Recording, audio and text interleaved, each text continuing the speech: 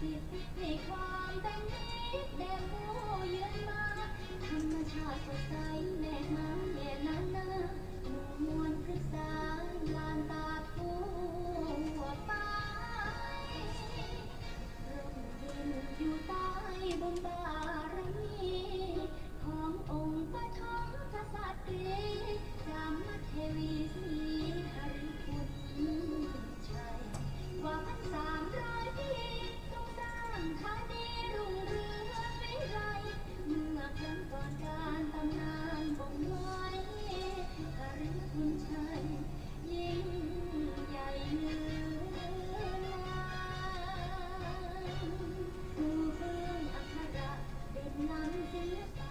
งามมากมายพุทธศาสตร์เบ่งบานสานใจประเพณีสืบไว้งดงามบ่มจิตกายใจไว้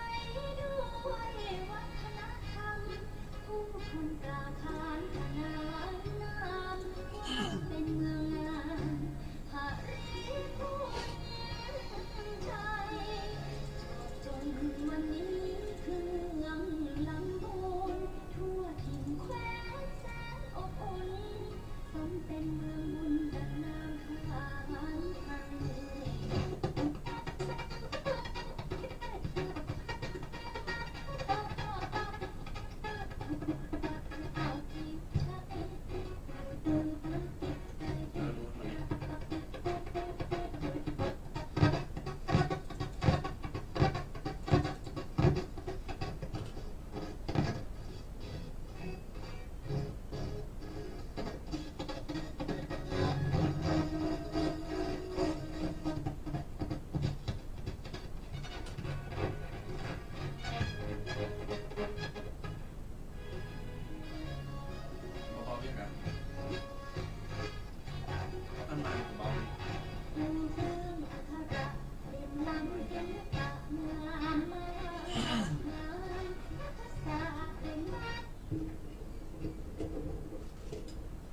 พระพุทธบาท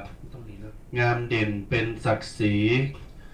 ผู้คนงามน้ำใจดีมีสง่าหอมกระเทียมลำไยดีมีราคาผ้าฝ้ายทอทรงคุณค่าป่าซางลำพูนเราขอยกมือนอบน้อมบังคมกราบนบไหวตีเคารพแก้วสามผักกานสมเด็จปุถธประตุนศักดิ์สวรรค์พระธรรมบาลกำสอนตันเจ้า สังฆพระสงฆ์ตุนสืบเก้าเงาศาสนาเฮาพุทธปิตามารดาอาจาริยะผู้ปิ่นครูแก้วสอนดีตูขาดมอนไทยขอเอาวจีปิ่นกรอนวาตีโบราณข่าวซอยต่างโดงบุปผามาลาดอกน้อยน้อมถวายวันตาตันไทยแลเฮยขอยกมือ10 นิ้วกายกิ้วเกษาอหังวันตาพระสัมมาสัมพุทธเจ้าขอถวายความเคารพปูจาธรรมยังพระมหาเถระครูบาอาจารย์สังฆะจุตนจุอุงด้วยความเคารพยิ่งเจริญบุญเจริญปอนญาติโยมศรัทธาสาธุชนอุบาสกอุบาสิกาตินจองห้องวัดปุถธศาสนิกชนคนดีมีบุญทุกคนทุกท่านยินดีต้อนรับศรัทธาดาบุญเข้าสู่ในรวงของรายการวาทธรรมกำยองประจำเจ้าวันเสาร์เวลา8 นาฬิกาจนถึงเวลา10 นาฬิกาโดยประมาณพบปะกับเก่ากระผมลูกพระอาตมภาพ พระสมุกฤตนิธิทัตกิติโสภณเมธีตุเจ้าเคเจ้าอาวาสวัดสะปุงน้อยอำเภอป่าซางละปูนพร้อมกับพระประพันธ์จันตทิโรวัดมงน้อยป่าซางละปูนประคับประคองจะลองศรัทธานำรายการ วาทธรรมกรรมธรรมกำยอง เอามาอูจาเอามาปิ่นกูปิ่นกิม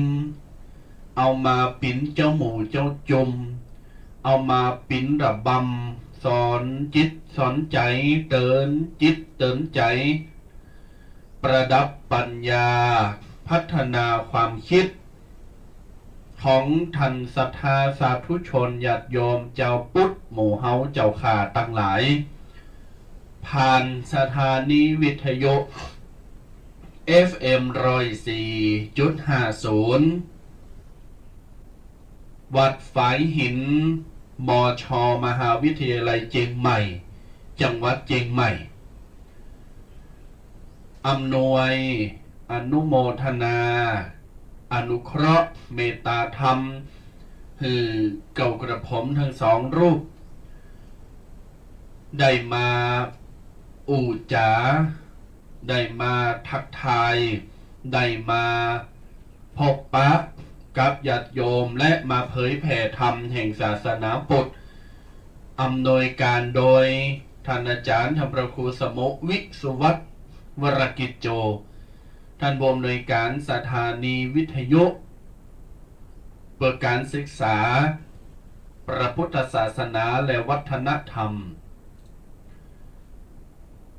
อำนวยความสะดวกให้สองรูปได้มีญาติโยมมีพี่น้องศรัทธา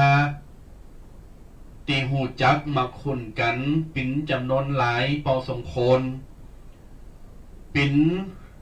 การตีเผยแผ่ยังพระพุทธศาสนาแห่งพระบรมศาสดาสัมมาสัมพุทธเจ้าคือการกรุงรุ่งเรืองไปคือมีความเจริญงอกงามไพบูรณ์คือมีความพัฒนายิ่งขึ้นไปอันนี้ก็โดยกำลังของกงล้อธรรมจักรขับเคลื่อนด้วย4 สถาบันด้วยกันสถาบันที่หนึ่งก็คือภิกษุพระภิกษุตุเจ้าสามเณรต่างหลายนี่แหละสถาบันที่สองพระภิกษุณีหรือตุเจ้าเป็นผู้หญิงที่ยังโบสถ์ปัจจุบันประเทศไทยก็มีหลายร้อยกว่ารูป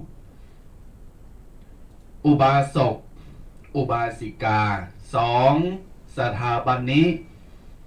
มีส่วนร่วมและสำคัญเป็นอย่างมากไม่น้อยไปกว่าตุเจ้าเลยญาติโยมศรัทธาถามว่าบ่น้อยไปกว่าตุเจ้าใหญ่ถ้าตุเจ้าวัดวาอารามศาสนา มีแต่พระไม่มีโยมมีปอกออกเมออกอุปธรรมอุปถากบำรุงบ่มีสุ่งเข่าซ่าเข่ามีตานขันเข่าบ่มาวันศีลวันธรรมบ่มาพัฒนาวัดบ่มา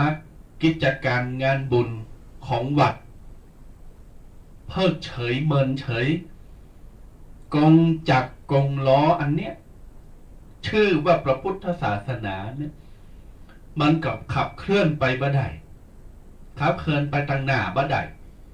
ขณะเดียวกันมันก็ตึงปิ๊กถอยหลังนะจะอยู่ที่เดิมถามว่าตุเจ้าทั้งหลายจะจอยกันหมุนไปได้ก็ได้แต่มันช้าเหมือนกับเฮาขับรถญาติโยม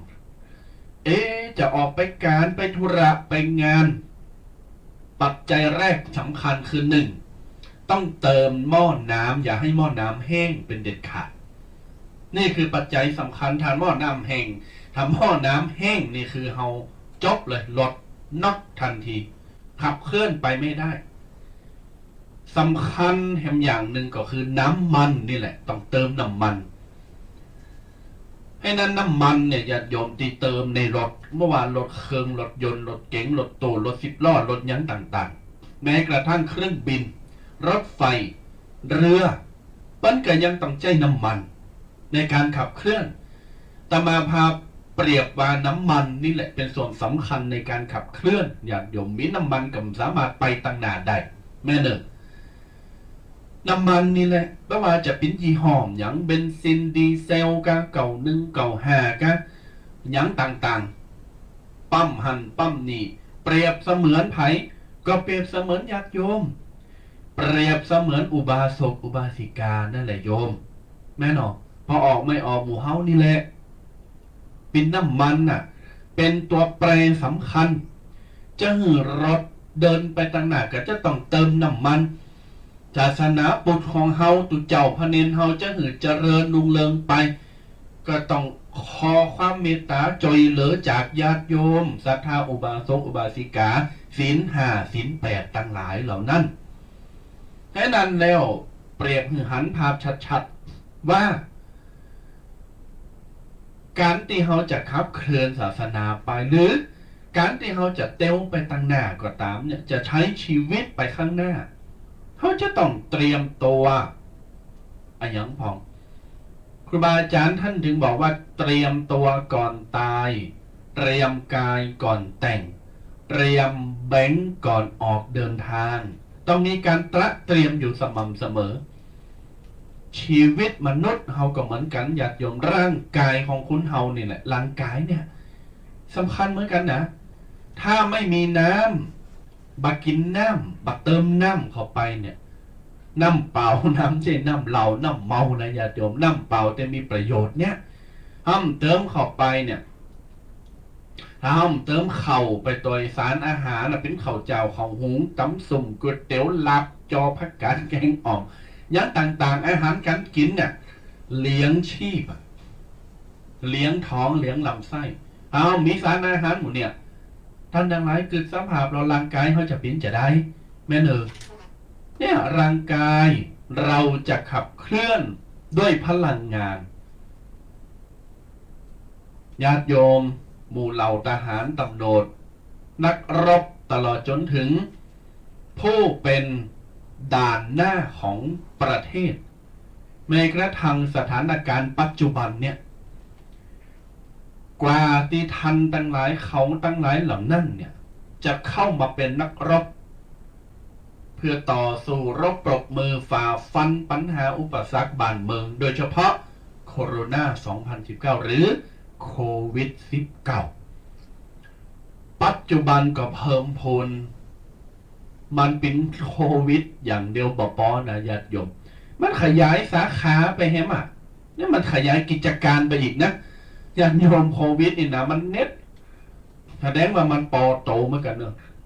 มาพาโควิดมา3 ปีอ่ะปูดทกกล้าขายในต่างประเทศแผ่มาในเมืองไทยเฮาไปพอได้กำไรอ่ะโควิดนี่ก็มันก็เปิดสาขาใหม่อ่ะเป็นโอมิครอนนะญาติโยมว่าจะมีสาขาเดียวน้ำเดี๋ยวเนี่ยโปรดทอภัยเตียวกายมันนี่ตุ๊บบอกแปลว่าอย่างติดกันหมดดูดเข่าหมดอ่ะเพราะนั้นญาติโยมเปรียบหือตามดังไรฟังแล้วก็เข้าใจกันง่ายๆกูอันกูอย่างอยู่ที่ความสามัคคีเปรมปรีปรองดองสมานฉันท์รักใคร่กลมเกลียวสามัคคีในญาติโยมน้ำปึงเฮอเสือปึงป่านกปึงฟ้ากาก็ปึงตุ่นไม้ญาติโยมศรัทธาทั้งหลาย ดังกรรมครูบาอาจารย์ท่านบอกว่าสามัคคีนั้นมีค่ามหาศาลตลอดการก่อเกิดประเสริฐผลพลังงานสร้างโลกให้โสพลส่วนพลังแห่งคนช่วยเร่งรัดพัฒนา1+1 รวม1ก็ถึงล้านสมัครสมานดวงใจไว้เถิดหนา 1 สมองและอีก2 มือคือพลังแห่งศรัทธาและปัญญาร่วมกันฟันฝ่าอุปสรรคถึงลักชัยคนเฮามี1 สมองจริงและก็มี2 เท้า2 มือเมื่อมาอยู่รวมกันเป็นกลุ่มเป็นก่อนเป็นคณะ2 คน3 คน4 คนเพิ่มเป็น10เป็นร้อยเป็นพันไม่ก็ถึงหมื่นถึงแสนถึงล้านญาติโยมประชากรน่ะเวลามารวมกันเนี่ยเป็นกลุ่มก่อนทำอะไรอย่างก็สำเร็จถ้ามีความสามัคคีกันแหมปุดโท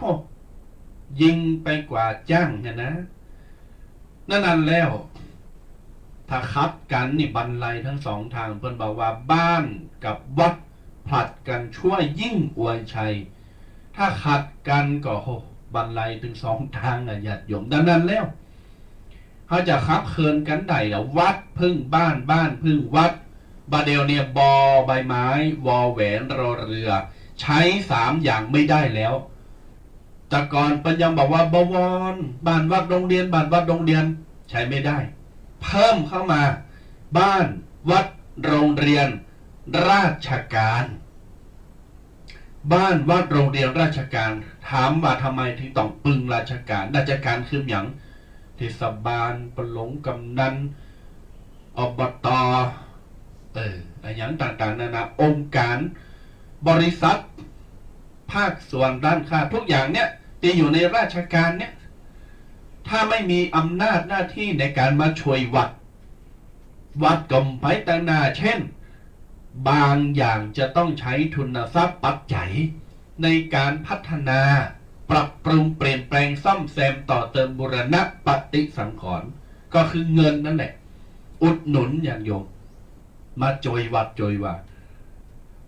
พี่น้องศรัทธาอยู่ตั้งบ้านก็เหมือนกันเนี่ยหันได้ชันว่าสถานการณ์ปัจจุบันโคโรนาโควิดเนี่ยบวก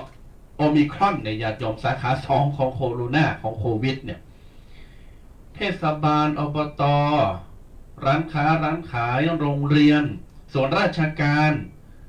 รัฐวิสาหกิจชุมชนองค์กรภาคีต่างๆต่างยื่นมือเข้ามาช่วยสนับสนุนการกีฬาการปกครองบ้านเมืองข้าวสารอาหารแห้งมาม่าปลากระป๋องนมขนมเลี้ยงปากท้องไข่ไก่นี่ช่วยชีวิตยื่นมือเข้ามาช่วยญาติโยมศรัทธาต่างหลายเบื้องต้นเปิดคือกับญาติโยมศรัทธาได้ถึงบางอ้อจะได้เข้าใจกันง่ายๆญาติโยมศรัทธาต่างหลายนี้แต่มาพาเป็น2 รูปเนี่ยจะได้นำเอา เนื้อหาสาระมาแลกเปลี่ยนไม่ได้มาแนะนำนะไม่ได้มาสอนจะไปเกิดว่าตุเจ้ามาสอนเพราะตามประสบการณ์นี่หันญาติโยมเป็นปราชญ์เป็นคนฉลาดรอบรู้รอบคิดเป็นคนมีความรู้ความสามารถ แต่ว่าอย่างวันเนี้ยเรามาเพิ่มเติมให้กันมาเพิ่มเติมให้กันฉีดวัคซีนให้กันและกันต่างคนต่างเป็นครูญาติโยมใจว่าตามาตุเจ้าตั้งหลายตัวเจ้า2 ตุนได้มาสอนอย่าใช้คำว่าสอนใช้ประสบการณ์และความรู้ที่มีอันน้อยนิดเพียงเท่าหางอึ่งเอามาแนะนำและเอามาเพิ่มเติมคือกับโยมพ่อโยมแม่ศรัทธาสาธุชนและเป็นกัลยาณมิตรดีต่อกันญาติโยมศรัทธาที่มีความจงรักภักดีต่อ4 สถาบัน 1. สถาบันครอบครัว 2. สถาบันสังคม 3. สถาบันพระพุทธศาสนา 4. สถาบันพระมหากษัตริย์4 สถาบันเนี่ยหาจอยกันประคับประคองไปเอาบุญเอากุศลนี่แหละญาติโยมเอาละพี่น้องศรัทธาสาธุชนโยมพ่อโยมแม่ผู้เป็นที่รักของตุเจ้าตั้งหลายของพระภิกขุสามเณรตั้งหลายวันนี้ตมาภาพ2 ตุน2 องค์เนี่ยดาวเนื้อหาสาระมานำเสนอมาจ๋า ปิ้นกูปิ้นกิมแก่งอมแก่เหงาคือกับโยมปอยมแม่คุณเฒ่าคุณแก่เพิ่นอยู่บ้านไปการไปงานโกโควิดปิดประตูบ้านครับตึ้งโกเพิ่นเข้าบ้านญาติโยมเอามาอยู่เป็นกูเป็นกิมกันวันนี้เนื้อหาสาระที่จะยกมาคือ การที่เราจะทำบุญเนี่ยญาติโยมการที่เราจะทำบุญเนี่ยมี2 ระดับโดยกันมี3 ระดับมีระดับอะหยังพองสักครู่โปรดติดตามตอนต่อไป10 นิ้ววันตาขอกล่าวไว้สามายังพระเถระครูบาอาจารย์เจ้ารูปเจ้าตนโดยความเคารพยิ่งเจริญสุขเจริญธรรมจงบังเกิดมีแด่ท่านสาธุชนพุทธบริษัททุกผู้ทุกคนเจ้าวันนี้เขาก็ได้มาพบปะเจอกันแห่มเจ้าหนึ่งเป็นตรงกับวันเสาร์วันนี้วันเสาร์ตี15 มกราคมต้นปีอยู่หลังจากที่ว่าห่างหายกันไปหลายเสาร์แล้วกัน แต่พระเดชพระดังใดนอสราญาติโยมทั้งหลายยังคือเติงอาสราญาติโยมกันจูผู้จูคน แต่ว่าด้วยภารกิจและก็หน้าที่การงานที่เราจะต้องไปต่างๆนาติดกับงานขึ้นปีใหม่ตัวก็ต้องขอสู่มาอภัยกันตัวทั้งนี้ทั้งนั้นเราก็ได้มาพบปะเจอกันแหมเป็นประจำตั้งแต่วันเสาร์เนอะสราญาติโยมเมินเดิมเวลาเดิมทุกๆวันเสาร์ตั้งแต่เวลา8 โมงหลังเคารพธงชาติแล้วจนถึง10 โมงโดยประมาณก็จะได้มาพบปะมาอู่มาเอ่ยกะ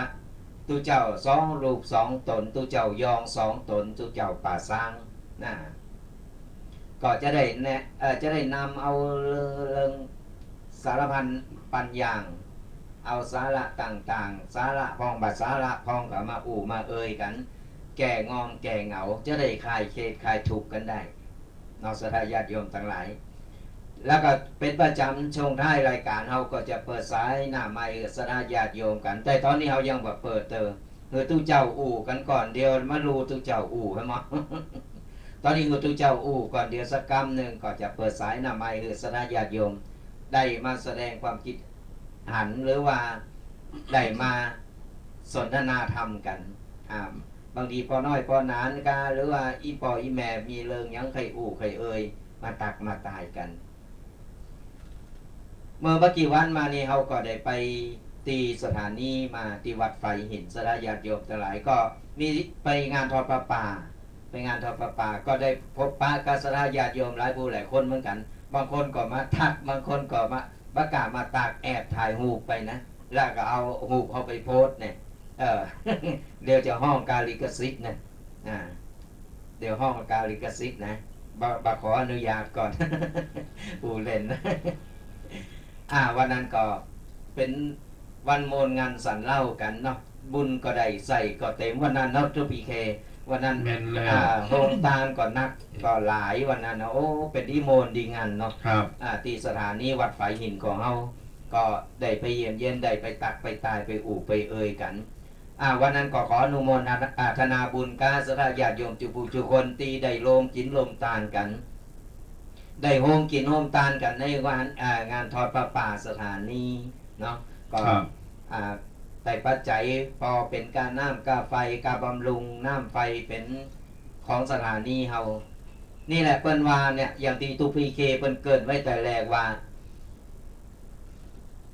ตึงวันนี้เฮามันอยู่คนเดียวบ่ได้มันขาดกันบ่ได้มันจึงมีบวรคือมันจึงมีบดีเพิ่มมา4จึงข้าราชการโดยวัดบ้านโรงเรียนข้าราชการหรือว่าราชการนั่นน่ะมันจะต้องลงมือลงใจกันสระญาติโยมลงมือลงใจกันจะเอารอตุเจ้าอย่างเดียวก็บ่ได้จะรอศรัทธาอย่างเดียวก็บ่ได้มันต้องลงมือลงใจกันงานมันถึงจะสำเร็จถึงวันนี้สระญาติโยมทั้งหลายถึงวันวัดว่าอารามอยู่ใดก็เพราะสระญาติโยมเข้าวัดมาช่วยมาจุนเจือมาช่วยเหลือกันก็ก่อนมีศรัทธาวัดก็อยู่บ่ได้เหมือนกันตรงกันข้ามเหมือนกันศรัทธาก่อนบ่มีวัดศรัทธาก็ บ่ฮู้จะเย่อย่างได้บอกว่าไปหาตะตีเปิงตั้งใจตั้งใดก็บ่ได้บ่ฮู้จะไปทำบุญอะไรอย่างที่ไหนอย่างใดเพราะฉะนั้นแล้วน้ำพึงเลอเสือพึงป่าเอาอยู่ด้วยกันช่วยเหลือซึ่งกันและกัน ครับแบบเป็นว่าสังฆะเพื่อสังคมอุดมด้วยเมตตา ยึดหลักธรรมทางพระพุทธศาสนา ยืนหยัดเคียงข้างปวงประชา เพื่อการพัฒนาที่ก้าวไกลและยั่งยืน นี่ญาติโยมศรัทธาสาธุชนทั้งหลาย ดังนั้นแล้วเปิงปะอาศัยอาสาเปิงอาศัยจากใครเปิงแกงอ่อมปะจอมเปิงโคนในแกงอ่อมเปิงโคนในขี่ไห่เปิงน้ำตามาม่าเปิงหมูซับปลากับเปิงปุ้มปุ้ยกะลูกกุยเปิงปลายกลางเปิงมีหมอขางเปิงเตาอังโลอาโกเปิงอาเฮียแม่เมียเปิงลูกชายเขาสายเปิงแกนเล็กซี่ นี่กระใบร้อยดีๆเปิงย่ำตุเจ้าสปุงน้อยเนี่ยญาติโยมศรัทธามันเปิงปลาอาศัยกันนะเปิงปลาอาศัยกันอยู่กันโมนกันเล่ามนงานสันเล่าญาติโยมเอาละวันนี้จะบอกเบอร์เบื้องต้นแต่สต็อปก่อนห้ามโทรมาแต่จะบอกเบอร์ก่อนเพราะเปิ้นบอกว่าบางทีก็จดบัตรเต้นพองบางทีก็จะโทรมาเต้นบางทีเสาะหาเบอร์ไม่ได้เพราะเฮาห่างหายไป3 เสาบางทนเปิ้นก็ลืมไปแล้วโอ้ตายอย่ามันเติร์ดดูแห้งหมดเนี่ยยากสบายเลยอยากชมนะฟังหมดอย่างวันนั้นไปเตียนวัดไสหินเนาะคนมามีศรัทธาคนแฟนรายการนะคนมาขอบอกตุ๊กปี้ขอเบอร์โทรหน่อยเตอจดบัตรกันวะน่ากะก็เลยจะบอกเบอร์เบิ่งตุนเนอะญาติโยมเนอะเบอร์โทรดังนี้จดเนอะจดเนอะ082-611-2245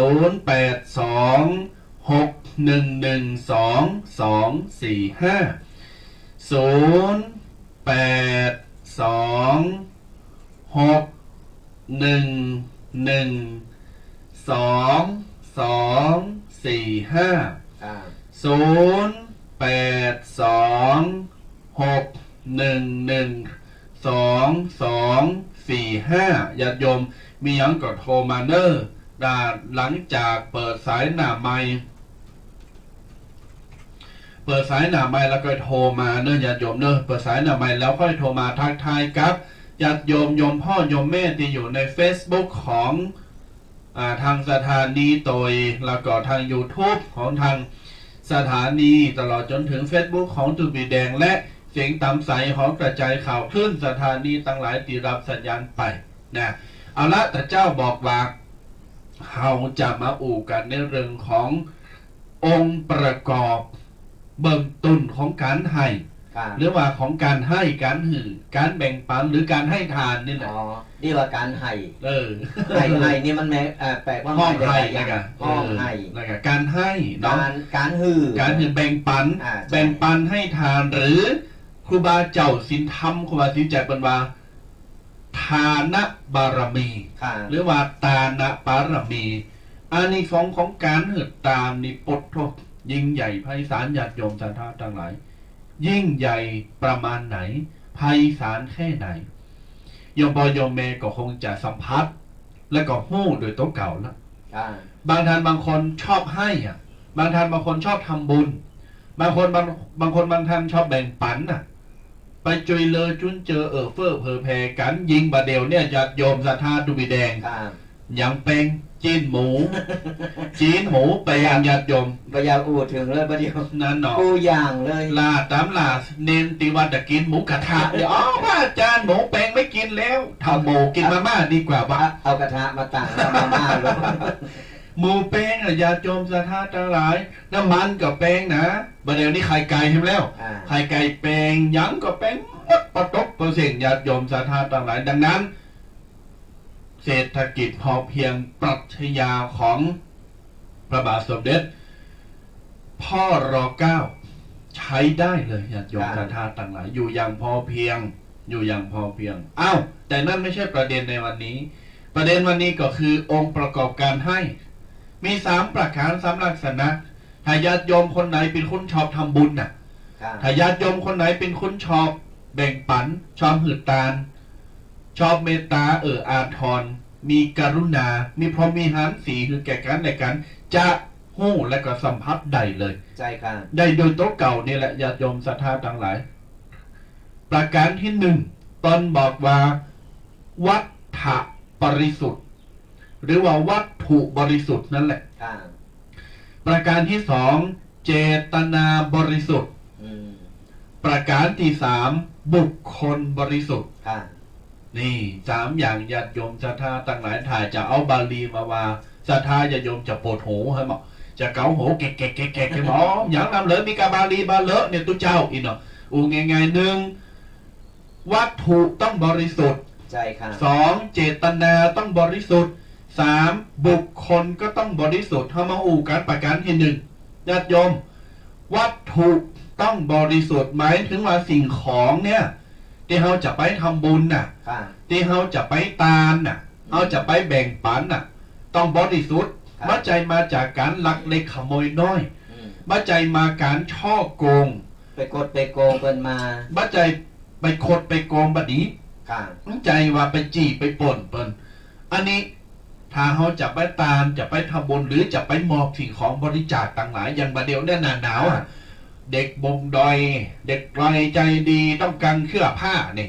เด็กดอยละอ่อนดอยบนดอยต้องการซื้อผ้าอาภรณ์ไปบริจาคจะว่าไปลักกันนั้นไปจีไปปนได้นะ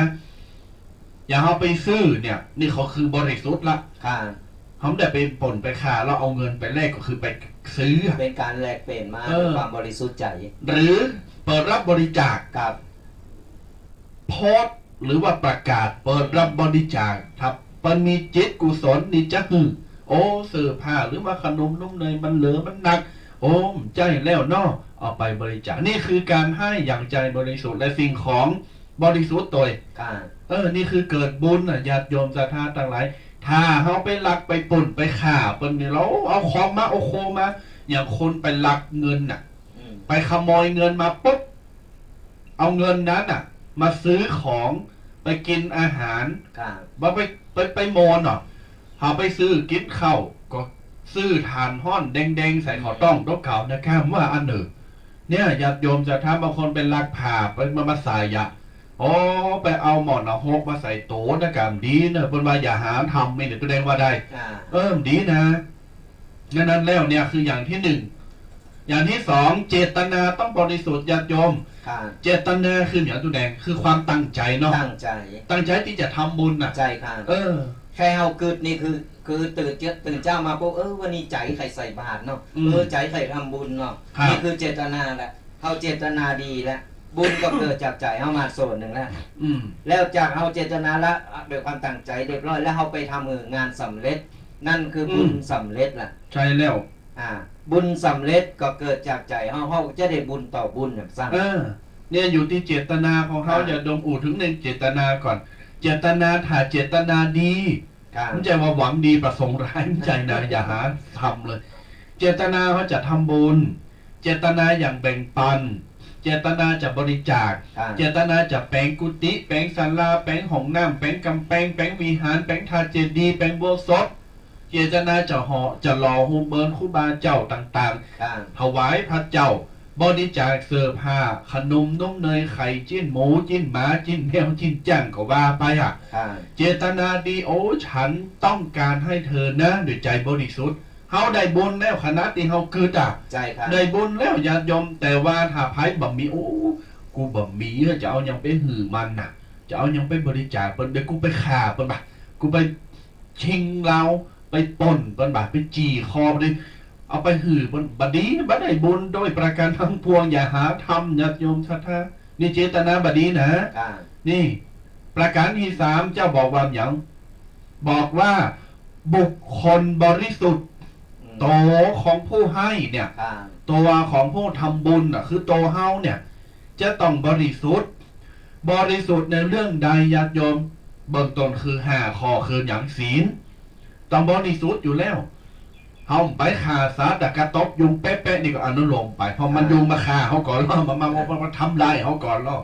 เปิ้นใจว่าเปิ้นตบยุง เออ เปิ้นว่าเอามือลูบเวลามันครบนี่นะ แม่นเนาะ เอามือลูบก้อยๆคือมันแตกดังแป๊ะเนี่ย ตายเหมือนกัน นี่ศีลต้องบริสุทธิ์โต ครับ เขาต้องบริสุทธิ์เขามาคืดเพราะว่า โตกูบริสุทธิ์ก็อีก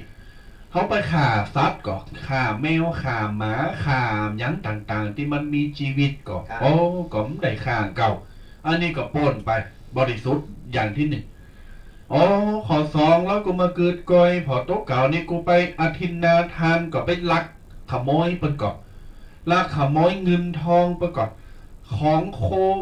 ผ่าผ่อนตอนสบายกูไปลักเปิ้นมาก่อนทำมีก็ผ่านไปติ๊กถูกได้นี่ข้อนี้ฉันผ่านนี่ข้อที่สามกาเมญาติโยมกูไปลักโผเปิ้นมาก่อนกูไป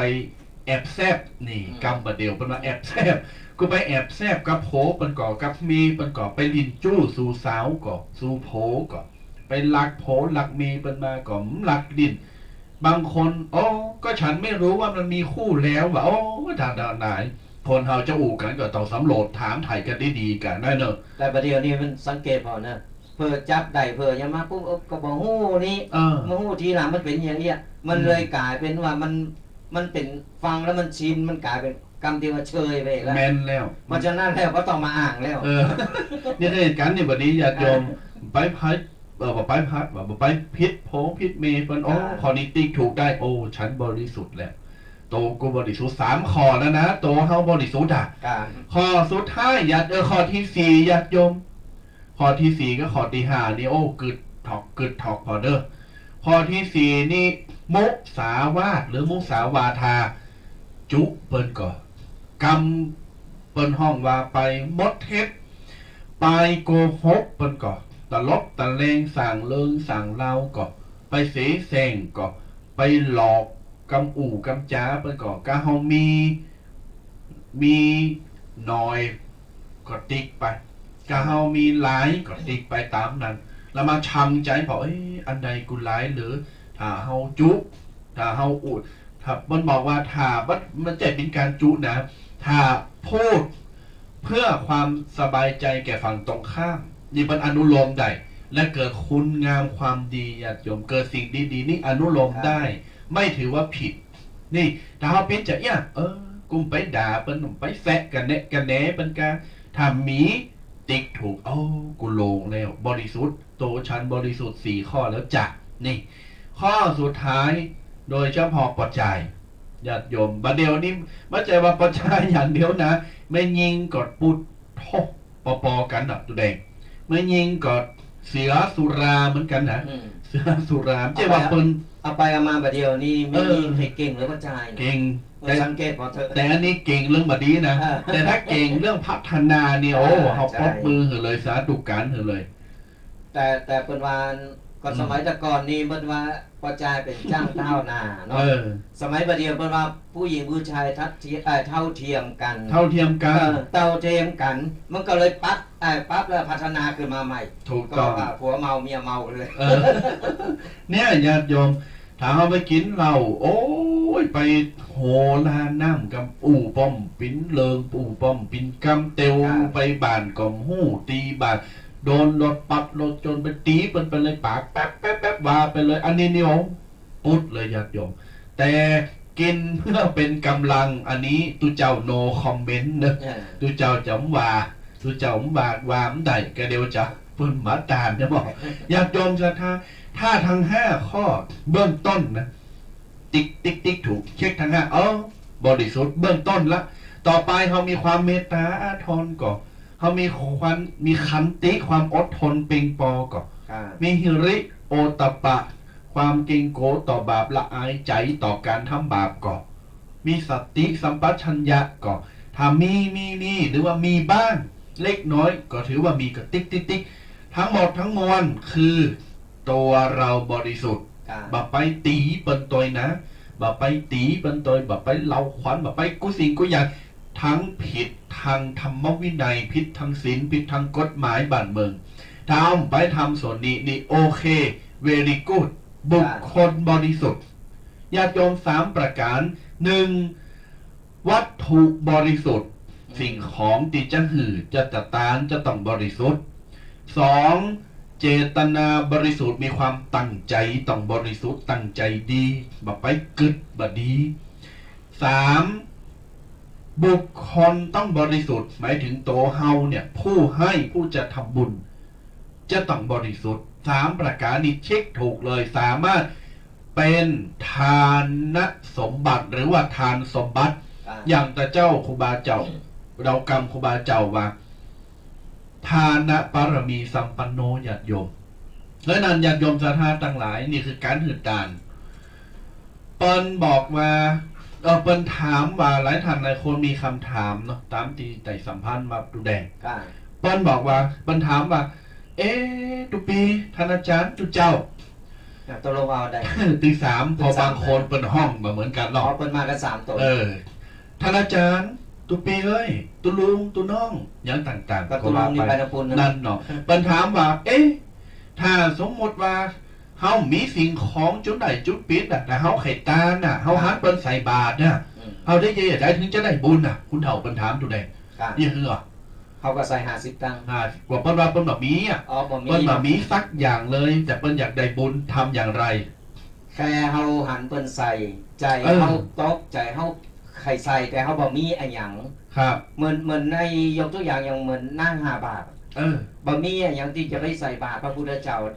เปิ้นเสด็จผ่านมาบิณฑบาตผ่านมาโดยความตั้งใจที่มีใจที่อยากจะใส่บาตรอยากจะทำบุญขนาดไปเอากีบเป๊ะ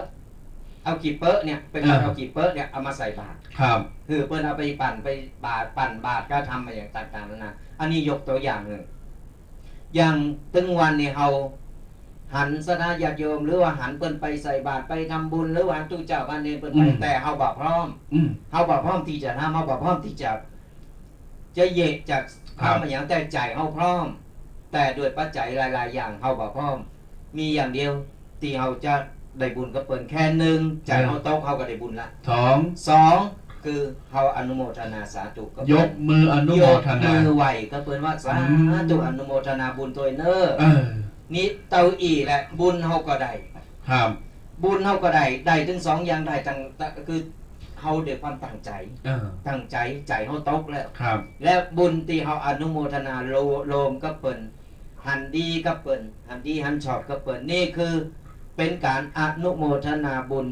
โลมก็เปิ้นบุญเกิดจากใจของเฮาถือว่าได้บุญตัวแล้วได้บุญได้กุศลแล้วนี่ญาติโยมง่ายๆนี่เปรียบเทียบง่ายๆนี่ไปมาบัดเดี๋ยวนี้เฮาสรุปความมาหลังจากที่เฮามีเจตนาทั้ง3อย่างที่บริสุทธิ์แล้ว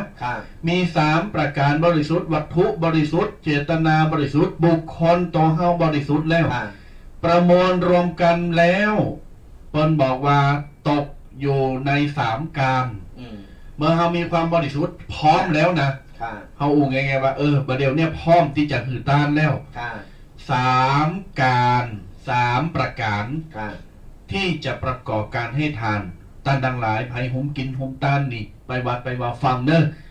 1ปุพพเจตนา2มุญจนะเจตนา3อปราประเจตนาเวลาปูจานเป็นเวรตาน่ะเวลาปูจานเป็นเวรตานว่าวันศีลวันธรรมกินแขกแต่งงานแล้วก็ขึ้นเฮิรนใหม่แก้มยังต่างๆเป็นว่าในตอนกลางเป็นว่าปมพระเจตนาเมตใจเข้าใส่ยินดีมนจันนาเจตนาอย่างพวกอย่าลืมประหารแล้วก็อัปรปะกาเจตนานั่นเนาะกำลังเคลื่อนเลยเขาก่อนลืมอย่ายอมขั้นต่างมาเถิงนะโอนมาเนี่ย3การ1ปุพพเจตนาแปลว่าอย่างแปลว่าเจตนาก่อนจะให้อันนี้วันนั้นก็ไปที่วัดไฟหินแล้ววันนั้นไปแล้วนะญาติโยมศรัทธาทั้งหลายมาซ้ำย้ำทวนเพราะว่าเมื่อตีจะเตือนสติแล้วก็ย้ำความรู้ญาติโยมได้เข้าใจกันง่ายๆครับกำหนึ่งก็เหมือนการเอาตอกตะปูหรือว่าจดเล็กโกนก่อนเอาจดเล็กโกนปั้งเดียวมันจะแน่นลูกแล้วก็เดียวคอนไปคอนมาก็รุดไปครับเขาต้องตอกย่ำตอกติ๊กตอกเข้าไปตรงมันแน่นมันแน่นเหมือนกันกูสิ่งกูอยากที่เขาได้เก็บเอามาเรามานี่คือตอกย่ำเหมือนสนาญาติโยมน่ะได้เอามาโทนเอามาคิดบางครั้งก็ลืมไปเหมือนกันนะบางครั้งฟังไปแล้วมาหันตู้เจ้าความมันก็แต่ก็ลืมไปหอกก็มาก็ลืมไปมันเป็นอย่างนั้นแมนแบบนี้มาโซนซ้ำย้ำความญาติโยมแต่เจ้าบอกแล้วปุพพเจตนา มีความตั้งใจก่อนจะให้ทาน ค่ะ ก่อนเขาจะตานอ่ะโอ้วันพุกเจ้านี่ตุเจ้าเปิดมากุมเข่าเปิดกายหน้าบ้านโอ้กูได้ลูกเจ้าเนอจะตั้งอกตั้งใจหุงเข่าเป่าไฟเกมกับเข่ากับปลาตุเจ้าเปิดมาจอพักกาดตุเจ้าเปิดมาขนมซีนตุเจ้าเปิดเตียนจะอั้นจะอี้จะตานหาอีปออีเมตั้งใจดี นี่คือการตั้งใจญาติโยมเกิดขึ้นแล้ว คือบริสุทธิ์ล่ะเกิดขึ้นละปุพพเจตนา ตั้งใจก่อนจะทานตั้งใจก่อนจะบริจาคเหมือนกัน ค่ะ นี่อย่างที่สองญาติโยมศรัทธาทั้งหลายมุญจนะเจตนา มุญจนะเจตนาแปลว่าอย่างมีความจะได้มุญจนะเจตนาขณะให้อ่ะขณะที่เฮาทาน ครับ ขณะที่เฮาบริจาคโอ้เวลาเฮาใส่บาตรเวลาเฮาทำบุญรับตาเป่งจิตหือใสเป่งใจให้ว่างนี่ อืม ตุเจ้าเป็นปันปอนกาตุเจ้าเป็นสูตรสืบจัตตากาเจริญพุทธมนต์กาเป็นปันปอนขันเข่าก็ดี แต่ละอันแต่ละอย่างกึดระนึกกึดถึงแผ่บุญแผ่กุศลหาคนนั้นคนนี้หาปอหาแม่หาตุกเก่าผีไตเก่าเนาเมินได้ยาขมิ้นเต็มบทเต็มบดาอินพรมยมยาคุณดังน้ำปนามัยไอสนแมธรณีทุกสิ่งทุกอย่างญาติโยมแถว16เจนฟ้า15เจนดินบุญอ่ะคณะหือตามจักมาหมด ค่ะ นี่ขนาดให้อะเฮาสำเร็จแล้วเฮาได้แล้วปลายบะปอสรุปยอดคืออะปราปราเจตนา ค่ะ หลังจากหือตานแล้วเนี่ยสำคัญ หลังจากบริจาคหลังจากทำบุญแล้วเนี่ยญาติโยมสัตว์ปุ๊บโทถ้าเฮาก่อนจะตานก่อนจะบริจาค ค่ะ คณะตานคณะบริจาค ค่ะ หลังให้หลังตาลหลังบริจาคหลังทำบุญ โอ้ยเขาจะมีจิตใจที่เปรมปรีอ่ะ ค่ะ อิ่มบุญเขาเกิดถึงบุญก็โอ้ยโมนเงินซะเล่าโอ้เจ้านี่ไปทำบุญตักบาตรโมนจิตโมนใจจุงเย็นยิ้มตลอดทั้งวันโอ้วันซึนไปสืบจักตาจะอั้นจะโอ้วันนั้นหอมประตานสลาทานสลาวะตานฉลากตานกฐินผ้าป่าตานกำแพงวัดโอ้วัดเป็นแปลงอันนั้นจะให้จะหอมอันนั้นกึดแล้วบริสุทธิ์กึดแล้วจิตใจโมนงานน่ะ ค่ะ นี่คือ3ประการ ค่ะ สามประการ3ระยะในการที่ทำบุญ ระยะที่1ก็คือ มีเจตนาที่อยากจะทำระยะที่2คณะที่เฮาทำ อ่า ระยะที่3คือทำแล้ว คือเฮาปลื้มในบุญ ครับ ปลื้มในบุญในที่เฮาได้สร้างได้ทำเอาไว้ว่าวันนี้ได้ทำบุญได้นี้มา แล้วแถมอย่างหนึ่งคือ ครั ลื บ มบ่ได้คือเฮามันระลึกนึกถึงบุญที่เฮาทำ เออ บ่ว่า ครับ บุญเล็กบุญน้อยบุญอย่างก็ตามเฮาอยู่ว่างๆเนี่ยเฮามานั่งทบทวนนั่งนึกเพิ่นบอกว่าคือมันระลึกนึกถึงบุญตลอดเวลา แม่น บุญ ครับ ที่เฮาได้สร้างได้ทำนั่นแหละ ครับ วันนั้นก็ตอนนั้นปีนี้เนาะตรงกับวันนี้ตอนนั้นโมน่ะไปเฮาเคยไปทำบุญที่หันไปสร้างวัดหัน เอ ไป อ ทำบุญเอาไปโรมบุญก็เปิ้นมีปล่อยหลงบ่เดียว มันเป็นอย่างนี้แต่ว่าเฮาเหมือนสมัยแต่ก่อนวันนี้เนี่ยเฮาดูคือเฮาโมนเฮาปลื้มในบุญนี่คือระลึกนึกถึงบุญตลอดเวลา กึดแล้วโมน กึดแล้วโมน เออ กึดแล้วมันจะมีความปลื้มปีติ ครับ ขึ้นมาปลื้มปีติขึ้นมาบุญเกิดจากใจเฮาเห็นมั้ย อืม คือเปิ้นเฮาว่าบุญมันต่อบุญอยู่เรื่อย ครับ ๆเปิ้นถึงบอกว่าก่อนเฮาจะตายบ่ต้องไประลึกนึกถึงให้เฮาระลึกนึกถึงบุญต่างๆที่เฮาได้สั่งได้ทำเนี่ย ครับ บุญจะส่งผล ครับ จะส่งผลให้เฮาเนี่ยไปสู่ภพภูมิที่ดี ครับ เพราะว่าก่อนเฮาจะตายเนี่ยมันคนไก่ตายเนี่ยมันจะเรื่องมันจะภาพเก่าๆมันจะย้อนมา ครับ มันจะย้อนเข้ามามันจะมีหลายอันหลายอย่างที่เฮาได้สั่งได้ทำเอาไว้ ครับ คือเฮามันนะนึกถึงบุญจะไปนึกถึงบาปก็นึกถึงบาปมันไปอย่างอื่นนะ มันแยกไป แม่น ก่อนเฮาระลึกถึงบุญมันบุญเฮาก็จะอยู่ในบุญตลอดเวลาบุญก็จะเป็นสะพานหรือว่าเป็นสะพานที่เฮาข้ามผ่านไปได้ ครับ ไปในสู่ภพภูมิที่เฮาต้องการภพภูมิที่ดี ครับ ถึงเลิงความตายนี่ ครับ เอากึดใจได้มาพอดีเลยญาติโยมโลกหูฟังเกิดแต่ว่าวันก่อน ค่ะ ก็ว่ามึนลำหัวเคยอ่านไปฟัง YouTube ไผ่หัวเป็นเตดเนาะเขาจำแต่ว่าฟังของไผ่เป็นบรรยายธรรม ค่ะ มันมีอยู่จุดหนึ่งจะมาพาสะกิดใจแบบโอ้ย ยฟังแล้วมนดีเอากรรมเนี่ยมาอู่กับญาติโยมฟังคดีนะเปิ้นบอกว่าคนเฮาเนี่ยก่อนจะตายตัวแดง ก่อนจะตายหรือว่าคณะที่เฮาก่อนจะเข้าโรงยาเนี่ยคณะนั้นเนี่ยเฮาทำบุญหรือทำบาปหรือทำอะไรอย่างวินาทีนั้นน่ะหลังจากเฮาทำปุ๊บเฮาเข้าโรงยาทันทีเลยอ่ะก่อนนั้นเฮาทำดีหรือไม่ดี พอชีวิตผ่านไปสติบ่มีแล้วบ่ฮู้เน้อบ่ฮู้สึกโตละจะตายแล้วเนี่ยญาติโยมพอจิตเฮาวุบเวลาจะตายนะอันนี้ก็เคยตายนะตุเจ้าเคยตายและไม่อยากตายและยังไม่ตายและไม่ยอมตายนี่จะมรณภาพอย่างเขาจะเป็นอันอย่างก็คุณยายวรณะกินนั่นน่ะเป็น120 ปีนั่นน่ะญาติโยมคณะที่เขาทำล่าสุดอิตานะบนห้องวันล่าสุดเราทำดีล่าสุดเราทำชั่วคณะที่เขาจะตายก่อนเขาจะตายวิบเดียวเดาจิตจะลุดไปวุบหนึ่งตอนบอกว่า15 วินาทีเท่านั้นจิตของเขาจะเกิดย้อนทุกสิ่งทุกอย่างที่เขาทำมาถ้างานสุดท้ายหรือ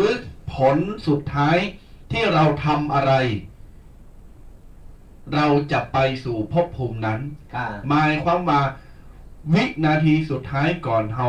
จะเข้าหงยงหอยก่อนเราจะล่มเนี่ยเขาทำอะไรอย่างเราจะไปอยู่ในทางนั้นทางดีถ้าเราทำดีจิตเราก็จะพาไปสู่ในทางที่ดีไปสู่สวรรค์ถ้าเราทำแบบดีจิตก็วนเวียนว่ายตายเกิดเป็นทรัพย์นี่แหละฉันไปใจกรรมใจเวร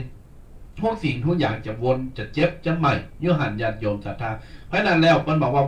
จิตเราจะออกจากร่างวิบเนี่ยเพียง15 วิตลอดทั้งที่เราทำมาเนี่ยมันจะย้อนมันเหมือนเขากอเทปอ่ะกอหนังย้อนหลังปิกหลังอ่ะญาติโยมเคยก่อนย้อนปิกหลังมาฟุ๊บปิกมาและกิจกรรมสุดท้ายที่เราทำปุ๊บเราทำอะไรอย่างจิตหรือว่าสิ่งนะจะดึงเข้าไปอยู่จุดนั้นทันทีนี่ญาติโยมฟังแล้วหนาโกนะญาติโยมนะภาพสุดท้ายมันจะติดจิตของเขาเนี่ยใครเลยเขาบอกว่าภาพจำเนาะภาพจำภาพจิตติดๆน่ะพระสัมมาสัมพุทธเจ้าก็ถึงบอกว่าคือเฮาเนี่ยมันทำบุญเพราะว่าอย่างเวลาเฮาไก่ตายเฮาจะเลยนึกถึงบุญน่ะบางทีนึกยังบ่ออกบัดจับเวลา15 วินาทีปุ๊บ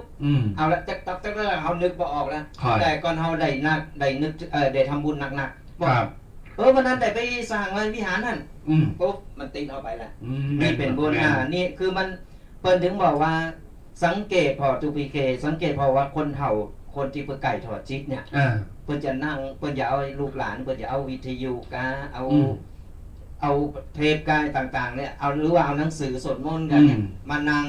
ท่องแล้วก็เปิดวิทยุเปิดเสียงสวดมนต์เนี่ยคือคนเฒ่าคนแก่ที่เพิ่นจะถอดไก่ถอดจิตเนี่ยตามมุมเหตุสังเกตพอถ้าตามโรงพยาบาลต่างๆสังเกตพอเนี่ยเพิ่นจะเอาคนเฒ่าเนี่ยเพิ่นจะฟังนอนฟังเพราะเพิ่นจะถอดจิตมาได้เฮาก็บ่ฮู้แต่ระหว่างที่เพิ่นฟังเนี่ยเพิ่นฟังธรรมะอยู่เพิ่นถอดจิตไปปุ๊บลูกหลานแล้วก็เพิ่นไปแบบสงบอ่ะเพิ่นไปแบบเรียบร้อยแบบสงบสงบคือแบบหน้าตาเหมือนอิ่มบ่โปรดเหมือนคนยิ้มอ่ะเหมือนคนนอนยิ้มแล้วก็ไปเพิ่นอันนั้นคือเพิ่นไปสู่สุคติเพิ่นไปในทางที่ดีเพราะอย่างเพิ่นในหูเพิ่นไม่ได้ขึ้นอย่างในหูเพิ่นมีการเสียงธรรมะแม่นแล้วเสียงธรรมะเสียงสวดมนต์เสียงเนี่ยบางทีก็ลูกหลานอยากเอาหนังสือสวดมนต์ไปท่องไปอ่านคนเฒ่าคนแก่ที่มันไก่ถอดจิตหูว่าจะไปแต่บ่ฮู้ไปตอนใดเนี่ยศรัทธาญาติโยมทั้งหลายในคณะที่ไก่ตายเนี่ยเฮามันระลึกถึงบุญครับบุญตาอันนั้นบุญที่เฮาได้สั่งได้ทำนี่แหละที่จะจิตจะติดจิตของเฮาในระยะสุดท้ายขั้งสุดท้ายวินาทีสุดท้ายที่จะออกไปนี่ญาติโยมอู่ถึงความตายอู่แล้วอู่แหมญาติโยมแต่มันเราเจีย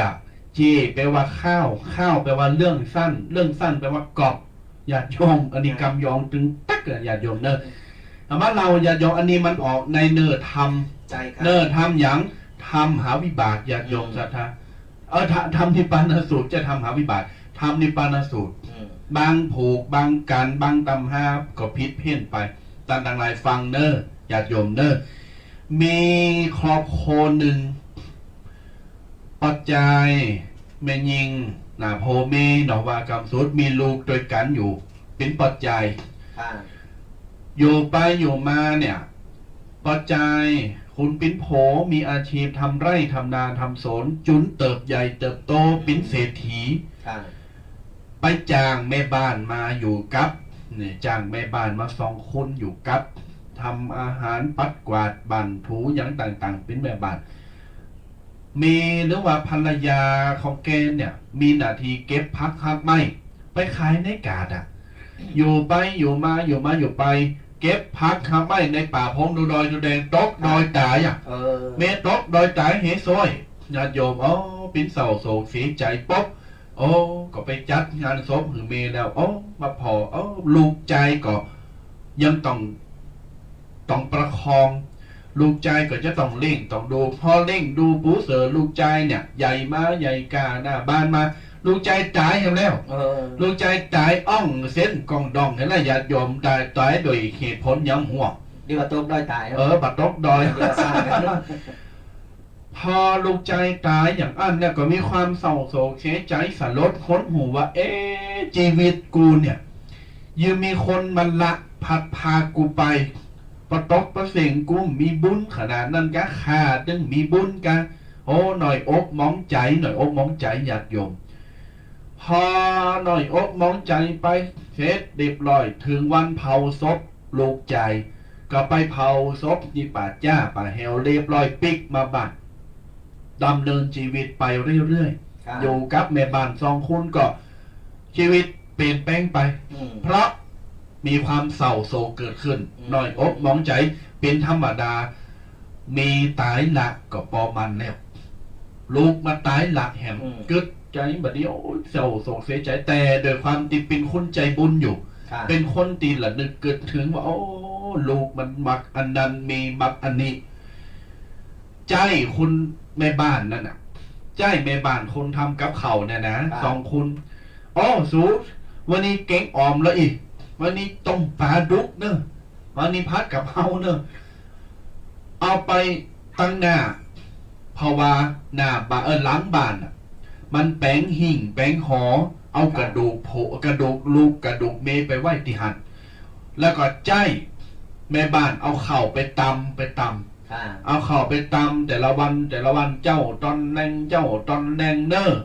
สูบอกมันเฮว่าบัดเดี๋ยวนี้เอากับเข่ามาเนอจะไปอยู่ที่ไหนเนอมากินมาจะอันจะอีเนอผ่านไปเกิดใจว่าวิญญาณมีวิญญาณลูกได้กินแล้วได้กินของนั้นตั้งนี้ตั้งนั้นแล้วที่มักที่ชอบแล้วสบายอกสบายใจแล้ววันนี้คืนนี้ลุมมาปัดเอากิ่งไม้มาปัดเอาหอกระดูกท่านแตกทึ่งญาติโยมตกบั้งเร่งมาแล้วเป็ดกระดูกก็เฮฟัดเฮฟื้นแล้วมดเสียอกเสียใจห้องให้หุ้ยประเดี๋ยวนี้กูจะไปตามที่ไหน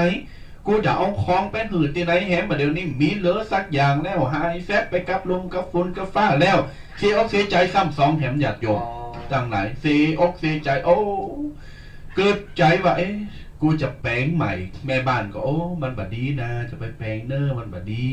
เตือนจะเดี๋ยวก็มีฟ้ามีฝนที่หมอจะอันอีญาติโยมศรัทธาทั้งหลายเหตุการณ์ตีแบบเนี้ยมันผ่านไปก่อมแปลงก็ละไว้หันวันดีคืนดีตัวเจ้าเตียวไก่หน้าบ้านน้องตีกล้องญาติโยมตัวเจ้ามาแล้วใส่บาตรเนอะก็แม่บ้าน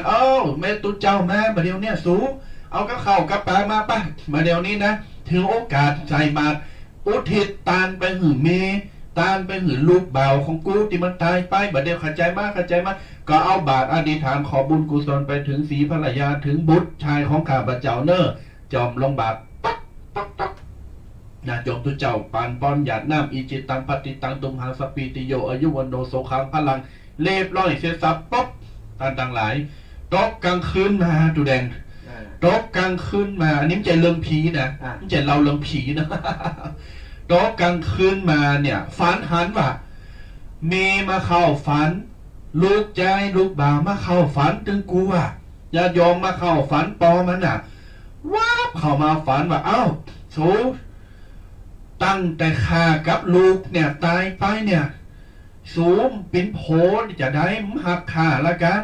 ยิ้มเอาเข่ากับป้าไปตานไปหือข้าน้ำก่อมได้กินน้ำก่อมยาดได้กินสักอย่างแน่ลูกใจก็ห้องโอดห้องโอนอยู่บนแน่รอของกินของตานสัวก่อมตานมาเอาอุทิศมาหือขามได้กินสักอย่างแน่ได้กินแต่เจ้าเนี่ยคาบเดียวอ่ะคาบตีสูใส่บาทนั่นนะข้าได้กินคาบเดียวตาเนาะมาเดียวนี้นะข้าอิ่มแล้วข้าดับไปแล้วมันก็ฟ้าหายไปเลยตื่นขึ้นมาปุ๊บห้องแม่บ้านมามาเนี่ยสูมานีกรรมมาเดียวนี้นะข้าหูซึกพิษใจขนาดเลยมาเดียวเศร้าโศกเสียใจตะกอนที่เฮาไปแปลงกูเอากระดูกเมเอากระดูกลูกไปใส่เอาเข้าน้ำกำกินไปใส่ไปตำเจ้าตอนแดงเจ้าตอนแดงโอ้เป็นว่าเขาได้กินเฮ้ยเป็นว่าเขาได้กินอ่ะเขามาเข้าฝันกูว่าเขามาเข้าฝันเจ้าเนี่ยมาบอกว่าได้กินให้คาบเดียวนะคาบไหนก็ข้ามเจ้าในกาคาบที่หือไปใส่บาตรนั่นน่ะที่ข้ากับสูแม่บ้านด้วย2 ปางก็ไปใส่บาตรแล้วก็หยาดน้ำไปหาเนี่ยเขาได้กินล่ะครับเดี๋ยวนี้เขาขึ้นสวรรค์ไปแล้วนะโอ้มันก็ถึงบางอ้อญาติโยมตั้งหลายตั้งแต่นั้นมาปัจจัยคนนี้กับแม่บ้านแป้งอย่างสักอย่างแต่จะรอใส่บาตรอย่างเดียวรอใส่บาตรหยัดน้ำใส่บาตรหยัดน้ำวันพระวันศีลไปกินไปตานไปวัดไปว่าอุทิศไปหาเมหาลูกใจหาเต็มบุตรเทวดาได้บุญคำนั้นแล้วสบายอกสบายใจนี่ญาติโยมมามาจามาเล่าสู่กันฟังว่าญาติโยมศรัทธาทั้งหลายจะไปมองข้ามกันทำบุญนะจะไปมองข้ามกันใส่บาตรเจตนาเนี่ยแต่เจ้าบอกว่าเจตนาญาติโยมถ้าเราเจตนาไม่ถูกต้องบุญก็ไม่ถึงนะบุญก็มาเกิดบุญก่อมถึงบุญก่อมเกิดญาติโยมเหมือนประจานเจ้าเนี่ยเอาเข่าไปตามเม้มดอมได้อ่ะแมงวันเต้าให้กับโปดโทษไปเด็กกินอ่ะตกมาต้มแรงมาก้นต้มมันเนี่ยญาติโยมเนี่ยมีข่าวอยู่อย่างนึงทุกคนอันนี้คนตีตายนี่นะนี่ก็เรื่องตายเหมือนกันเนอะจะสู่กันเรื่องเจ้ากับไก่ไม่ได้ว่ามามีลูกเปิ้ลนะเป็นคนขี่เมาเป็นคนขี่เมาแล้วเมาแอนรถจนตายรถจนตายเพื่อตายไปที่นี่ญาติเปิ้ลก็มาทำบุญหาเอาเข่าเอาหน้ามาคือเรียบร้อยโดยเฉพาะเอาเหล้ามาให้โขดน้อย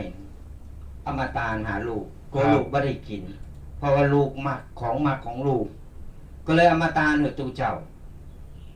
เอามาตานหรือตู้เจ้าปั่นป้อนเรียบร้อยเสร็จปุ๊บตู้เจ้าก็กึดถึงก็กินข้าวกินยังเรียบร้อยเพิ่นเอาเหล้ามาตานเพิ่นเอาเหล้ามาตานก็ก็เท่ากับกินก็ไปบ่ถึงให้หมอไปบ่ถึงงั้นคนตายให้หมอตู้เจ้าเลยกินไงกินเหล้าเนี่ยเลยกินเหล้ากินเหล้าเมาทีนี้ก็เพิ่นเอามาตานติ๊กตู้เจ้าก็กินติ๊กกินติ๊กทีนี้ตู้เจ้าเมาเพิ่นหยับซึกเป็นเรื่องจริงสระญาติโยมตู้เจ้ามงหน่อยนี่กันที่อื่นที่ไก่ว่าจะที่นี่เป็นเรื่องจริงออกข่าวมาดีเพิ่นถามว่าอ้าวแล้วท่านทำไมฉันเล่าอย่างเงี้ยกันเพิ่นบอกว่าอะไรก็โยมอมตะก็เลยสนองหืดโยมไม่หน่อยเดี๋ยวอันโยมบักปื้มตู้เจ้าเมาแอนเพิ่นเจิญไปโรงพักเลยซื้ออันนี้ตู้เจ้าเจตนาบดีเจตนาบดีอย่าชมศรัทธาแต่ละเจตนาผิดเพิ่นเอาเจตนานั่นแล้วเอามามาจานแลกเป็นกับญาติโยมศรัทธาหมดกันสันเล่าเด้อเอาไปเกิดไปละนึกกันแล้วก็ไปเล่าต่อบอกต่อเป็นธรรมทานสรุปแล้วรวมความแล้ว1ให้จะต้องมีปุพพเจตนาประเดี๋ยวจะ1และ3นะปุพพเจตนาก่อนจะทำบุญก่อนจะให้ทานต้องบริสุทธิ์จิตใจต้องบริสุทธิ์มนจนะเจตนาขณะให้จะต้องบริสุทธิ์จิตต้องบริสุทธิ์ บ่เกิดบอกแวกหยังสัก ใจบ่ต้องไปล็อกแลกไปวอกแลก ถูก ไป ต้อง ที่ไหนแกว่งไปหันไปนี่ เออ ใจเฮาตั้งใจจริง สุด ๆเฮา ครั จะ บ เฮาจะทั้งบุญเพื่อจะอุทิศให้เฮา เออ ไปในใจ ครับ หรืออุทิศถึงตัวเก่ายังก็ว่าไปไหว้ไปหน้ายังเฮาก็คืดไว้ แม่น นี่แหละคือจิตใจเฮาบริสุทธิ์เมื่อ ครับ ใจกำลังใส่บาตรแล้วก็ไปเอ้าบ่เดี๋ยวนี้โอ้อีนั่นมันมาก็ เกิด อี แต่ นั่นมัน ทางอื่น เกิ เนี่ ด ย ไปสารพัดสารเพ สุดท้ายอปราประเจตนา ครับ หลังจากทำบุญหลังจากการเกิดถึงบุญเมื่อไหร่ สุขเมื่อนั้นญาติโยมศรัทธาทั้งหลาย ดังนั้น รวมความแล้ววัตถุต้องบริสุทธิ์ ครับ เจตนาต้องบริสุทธิ์ ครับ บุคคลตัวเราผู้ให้ผู้ทำบุญต้องบริสุทธิ์นี่ ครับ วันนี้เอาเรื่องมาเรื่องบุญเรื่องทำกินทำทาน เพราะชีวิตของพระพุทธชีวิตของศาสของชาวพุทธหมู่เฮาเนี่ยคนเฒ่าคนแก่คนหนุ่มคนกำเนี่ยวนเวียนหรือเกี่ยวข้องกับเรื่องวัดเรื่องวา ครับ เรื่องการบริจาคเรื่องการหืดทานโดยเฉพาะเรื่องการทำบุญเนี่ยตลอด24ชั่วโมงเลยญาติโยมศรัทธาทั้งหลาย ดังนั้นแล้วเอามาเพิ่มความคิดเพิ่มสติ เพิ่มปัญญาให้กับโยมปอโยมเมศรัทธาสาธุชนทุกคนทุกท่านเนอเอาแล้ว9โมง20เปิดสายหน้าไมเนอร์ ครับ ขอเปิดสายหน้าไม้ณบัดนี้ญาติโยมไผมีเบอร์โทรแต่กี้จดเต็นก็จดไผติมมีเบอร์โทรตอนนี้ให้จดเนอแล้วก็โทรมาได้ณบัดนี้เป็นต้นไปเนอตักไตอู่จากันที่ เบอร์โทรศัพท์หน้าไม้082-611-2245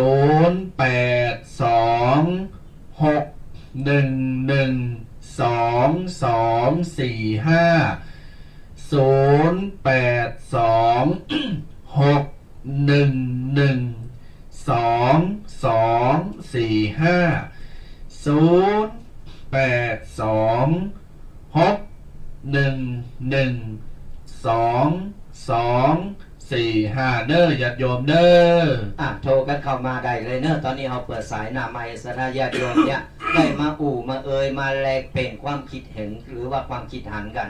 ก็จะได้มาตักตายกัน เป็นอย่างไรพองหลังจากที่ห่างหายไปหรือว่าเป็นจะได้หลังจากปีใหม่มาแล้วรู้สึกเป็นอย่างไรดีขึ้นก็หรือว่ารู้สึกอย่างไรก็มาอู่มาเอ่ยเป็นการเล่าสู่กันฟังเนอะสถาญาติโยมทั้งหลาย ก็โทรกันมาได้เนอะ0826112245แล้ววันนั้นตีเขาได้ไปงานตีวัดไฟหินตีสถานีของเฮาเนี่ยวันนั้นไปแล้วเป็นอย่างได้รู้สึกปลื้มอกปลื้มใจอย่างไรก็เอามาเล่าสู่กันฟังเนาะเอามาเล่าสู่แบ่งปันกัน เป็นการว่าแบ่งปันธรรมะหรือก็คนที่เพิ่นบ่ฮู้เพิ่นก็จะได้ฮู้เฮาก็ได้บุญได้กุศลเหมือนกัน ครับ เนี่ยสถาญาติโยมทั้งหลาย โทรมาอู่มาเอ่ยมาตักมาตายมาฮือกำลังใจกัน ตอนนี้หนาวก็หรือว่าประเดี๋ยวยังแควน้ำปอหนาวหรือว่าตั้งระปูนิ่มปอหนาวตะไรแล้ว 2-3 วันมานำฝนหนาว อากาศแบบสบาย แต่ว่าฝนอ่อย ฝนอ่อยมันหน่อย ต้อมแรงนะ ฝนเฮาว่าฝนหลงฤดู นั่นเนาะ ก็อย่างใดอย่างหนึ่งก็ต้องรักษาสุขภาพกันด้วยสถาญาติโยมทั้งหลายเพราะตอนนี้อากาศมันแปรปรวนมันเปลี่ยนแปลงมันหลายอันหลายอย่างไหนจะเรื่องตั้งโรคภัยไข้เจ็บต่างๆเห็นตีว่าไก่โตไก่เนื้อไก่โตเข้ามาเนี่ยอย่างน้อยเขาก็ต้องระวังเนื้อระวังโตแล้วก็สุขภาพของเขาสำคัญที่สุดสำคัญที่สุดสุขภาพของเขาเนี่ยดูแลสุขภาพโตเก่าอยู่บ้านคนเฒ่าคนแก่อยู่บ้านไม่ได้ไปไหนหรือว่าใครยืดเส้นยืดสายตื่นมาก็สะบัดแขนสะบัดขาก็ได้ ครับ สะบัดแขนสะบัดขาอยู่ก็บ้านไปโลนก็เปิ้นไม่ได้เขาก็ออกกำลังเอ็กซ์ไซส์อยู่ในบ้านก็ได้ เตลเวทบ้านก็ได้ เตลแวดบ้านก็ได้ เออ แต่ตู้เจ้าเพิ่นมีทางออกของเพิ่นคือเตลวินาบาต ครับ เตลวินาบาตเนี่ยเพิ่นก็ออกกำลังกายไปในโตเนี่ยเพราะฉะนั้นแล้วอย่างใดก็สุขภาพของเราสำคัญที่สุด อ้าวย่ำเบอร์แห่งกำเนอร์มาแล้วเนอร์5482เจริญพร เจ้ากับแม่จ๋าเจ้า โอ้ย สองเจ้า เสียงดังฟังชัดไม่มาดีหนาวกอบพระพุทธน่ะ มันหนาวแล้วเป็นฟ้าแต่ว่าแมลงปนอ้อยเจ้าท่าน อ้ายกะ ปนอ้อยแม่ อ๋อ วัน ดี นี้ แล้ว ยังแฟนแต่สีจะมีแดดมาห้องละ อ๋อเดี๋ยวแล้วไม่มาดีฟังตั้งแต่เช้าถึงประเดี๋ยวนี้เนาะ เจ้าพอดีไม่ได้ขอ ร้านเปิด18นี่แล้วเนาะ จ้า อ๋อ เป็นการเปิด18นี่ละของจะเข้าวันพุธแล้วจ้า อ๋อดีละร้านเศรษฐีมั่งมีเนอะดีไปอุดหนุนเนอะ จ้าสาธุ สาธุโมทนาแม่มารีเนอะ จ้าฝากกำลังใจเนอะ ฝากกำลังใจสาธุสาธุ เอ้ยแม่มารีน้ำเบ๊ะบะนี่บันทง วันนั้นก็ไปเปิดร้าน ครับ เป็นร้านเป็นห้องวันร้านขายของชำเนาะ อ่า ร้านโชว์หวยนี่ อันนี้โชว์ความรวยโชว์ความดีนะไม่ได้โชว์ความห่วยแต่อย่างใดเนี่ยแม่มารีนี่ อ่า เป็นคนใจบุญใจกุศล อันนี้เป็นใจบุญใจกุศลเพิ่น อืม เป็นกัลยาณมิตรที่ดี เปิ้นบอกว่าเหมือนพุ่มพวงนะกะ ครับ หัวใจถวายวัดเลยนะกะนี่เขาห้องเพลงระดับดีนี่นะ อันนี้เพิ่นใจดีถึงโผถึงเมนะ ใช่ เพิ่นไปวัดไปบุญไหนไปหมด ไป ไป หมด กูตีกูตางถึงโผถึงเมเพิ่นก่อนอนุโมทนาบุญก็เพิ่นนี่แหละเพิ่นว่าเป็นเนื้อนาบุญดีๆ ครับ เป็นคนที่ว่าหุมกินหุมตา อ้าวโทรมาเรื่อยๆเนอะญาติโยมประเมศรัทธาเนอะ082-611-2245 อ่า 082-611-2245 มีหยังก็ตักไตอู่จากันหน้าไม่ได้บัดเดี๋ยวนี้เนอะญาติโยมเนอะจนถึงเวลา10 โมงก็จะได้จากนาปิดรายการตอนนี้9 โมงเช้ายังมีเวลาตักไตอู่จากันเนอะโยมปอโยมแม่เนอะ082-611-2245เนอะ อ่ะระหว่างรอสายนี่ตัวปีก็จะมีเคล็ดลับของการใจชีวิตมาสทธาญาติโยมฟังกันเคล็ดลับการใจชีวิตคือมีความสุขมีอะไรอย่างพองแต่เจ้าเขากันเริงว่าการหือหรือว่าการให้เนี่ยอันนี้ก็เหมือนกันสทธาญาติโยมทั้งหลายทำให้มากก็คือความดี มีให้มากก็คือมีน้ำใจนี่สทธาญาติโยมทั้งหลายให้มากก็คืออภัยลืมให้ได้ก็คือลืมความแค้นความตีเฮาเนี่ยบ่ต้องไปผูกแค้นผูกอาฆาตไถเนาะสทธาญาติโยมทั้งหลายจำให้แม่นก็คือบุญคุณของคน คุณปอคุณแม่คุณครูบาอาจารย์คุณที่เพิ่นมีบุญคุณกับเฮาเนี่ยจำแม่นถือให้ทนเนี่ยถือเรื่องทนก็คือสัจจะนั่นเองสัจจะที่เฮาคือสัจจะของคนเนี่ยสำคัญที่สุดนะสทธาญาติโยมละให้หมดก็คือความผิดยึดให้ติดก็คือ อ้าวรับ กัป สาย ตันอยู่อับสายก่อน เจริญพร นมัสการเจ้า หาตัวโยมแม่มาแล้ว ฟังอยู่นะเจ้า ฟังอยู่อันนี้ฟังอยู่ตั้งใดก็ อยู่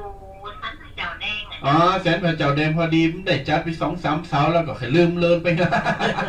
แสนพระเจ้าแดงสัญญาณชัดเนาะ104เนาะ สัญญาณชัดเจนแต่เจ้า และหนาวเมนหนาวเดี๋ยวเนี่ยปิ้นได้พอง โอ้ฟังเข้าใจดีแต่เจ้า นั่นใจแสนพระเจ้าแดงอากาศหนาวเม หนาวเจ้า มันหนาวเนาะแต่ก็เย็นสบายเนาะ บอกสบายเนี่ย เนาะ มีวิทยุหน่อย ยายนี่ไม่แม่ใจหัน เป็นหยังเอาตุเจ้าเอาธรรมะวิทยุเป็นกูเป็นกิมนะกันเนาะแก่งงอมแก่งเงาไปได้ความโหได้ธรรมะใจบริสุทธิ์โดยได้บุญโดย เป็นกูเป็นเกียรติแต่เจ้าฟังคุณต้นโก ดีแล้วอยู่กับศาสนาไปมือเนอะโยมแมนเนอร์ เจ้าอันเดี๋ยวนี้อายุพอ80ประมาณนั้น อ๋อ8ตะฮือหนำภูมิห้อยออกล่ะ แกกำลังแปลกเข้ามาเจ้า อ๋อขอหือ100 ซาวเนาะ เอาทหาร 100 ซาวนี่ตุกไปลำไปกะ ทุกฝั่ง เป็นหยังแต่ก็ให้อายุวัฒนาสถาพรนานๆเนอะโยมแมนเนอร์ จ้า อ้าวสาธุบุญหักษาอนุโมทนา จ้า สาธุ เอ้ สาธุ อันนี้เซนพระเจ้าแดงเด้อ082-611-2245มาต่อกันระหว่างรอสายเนาะสทธาญาติโยมก็มี กันใครอู่ใครเอ่ยหรือว่ามาคือกำลังใจก็โทรกันเข้ามาได้เนอะ0826112245ก็โทรกันเข้ามาระหว่างที่รอก็จะมาอู่กันต่อเพิ่นว่าเคล็ดลับของการใช้ชีวิตว่าเจ้าอู่ถึงว่าละให้หมดก็คือความคิดนะความคิดเขาทำอย่างพิษหัวก็ละหรือหมดยึดให้ติดก็คือความกตัญญูรู้ให้มากก็คือใจคนทนให้ได้ก็คือกรรมนินทากรรมนินทาของคนเนี่ยคือเอาทนเอาบ่มีที่ไหนที่ว่าบ่มีการนินทามีกูบ้านกูจองแต่เอาใจความอดทนเอาสราญาติโยมก่อนเฮาปฏิบัติได้ตึงมดตึงโมนต่างตีตุปีได้กูได้เกิดไปแล้วเนี่ยชีวิตของเฮาจะเจริญชีวิตของเฮาจะอยู่เป็นสุขอยู่สุขสบายเนี่ยสราญาติโยมทั้งหลายยึดเอาไว้เนอะทนกันแหมกรรมหนึ่งทำให้มากคือความดีมีให้มากคือน้ำใจให้มากคืออภัยคือให้อภัยลืมให้ได้คือความแค้นจำให้แม่นคือคุณคนถือให้ทนคือสัจจะละให้หมดคือความพิษยึดให้ติดคือความกตัญญูรู้ให้มากคือใจคนทนให้ได้คือคำนินทาก่อนเฮาปฏิบัติได้ถึงหมดนี่ชีวิตของเฮาจะพบกับความสุขความเจริญในชีวิตครอบครัวของเฮานะสนาญาติโยมทั้งหลายถึงมดถึงมนเฮาได้ก้อนใกล้ได้เอามาอู่มาเอ่ยมาบอกมากล่าวมาเล่าสู่สนาญาติโยมฟังกันนี่ก็เปิดมาเตือนมาอู่มาเตือนมาสกิดบางทีสนาญาติโยมฟังไปแล้วบางทีเคยฟังตุเจ้าหลายรูปหลายตนเหมือนกันเพิ่นเอามาอู่มาเอ่ยแล้วก็ลืมไปทีนี้วันนี้เอาได้เอามาก้อนใกล้เอามาเพื่อที่ว่าเตือนมาสกิดมาตอกย้ำมุสนาญาติโยมมาอ๋อเป็นว่าอีเนี่ยกรรมบะเก่ากูสิ่งกูอย่างหรือว่าน้ำทำคำสอนต่างๆเนี่ยสนาญาติโยมทั้งหลายเฮาบดีละบดีลืมเฮานำมาปฏิบัติมาปักใจตุเจ้าทุกรูปทุกตนเนี่ยเพิ่นเอาธรรมะอย่ามาอู่เนี่ยอันใดดีเฮาก็เก็บไว้อันใดบดีเฮาก็มามึกเอาไว้เหอันใดดีๆเฮาเอามาปักใจกับชีวิตครอบครัวของเฮาเพราะว่าตึงวันนี้โลกมันเปลี่ยนแปลงไปครับมันเปลี่ยนแปลงไปเรื่อยๆเฮาก็พยายามจะไปประมาทในการใช้ชีวิตประมาทใดได้ก็คือเอาธรรมะเข้ามาผสมผสานพร้อมกับไอ้สิ่งใหม่ๆเข้ามาแฮมเฮาเอามาปรับใจคือมันเข้ากันได้ปรับใจในชีวิตแล้วชีวิตของเฮาจะมีความสุขครับอ้าวญาติโยมดัดปิ่งยิงวอยเก่ามอง30ล่ะ082611224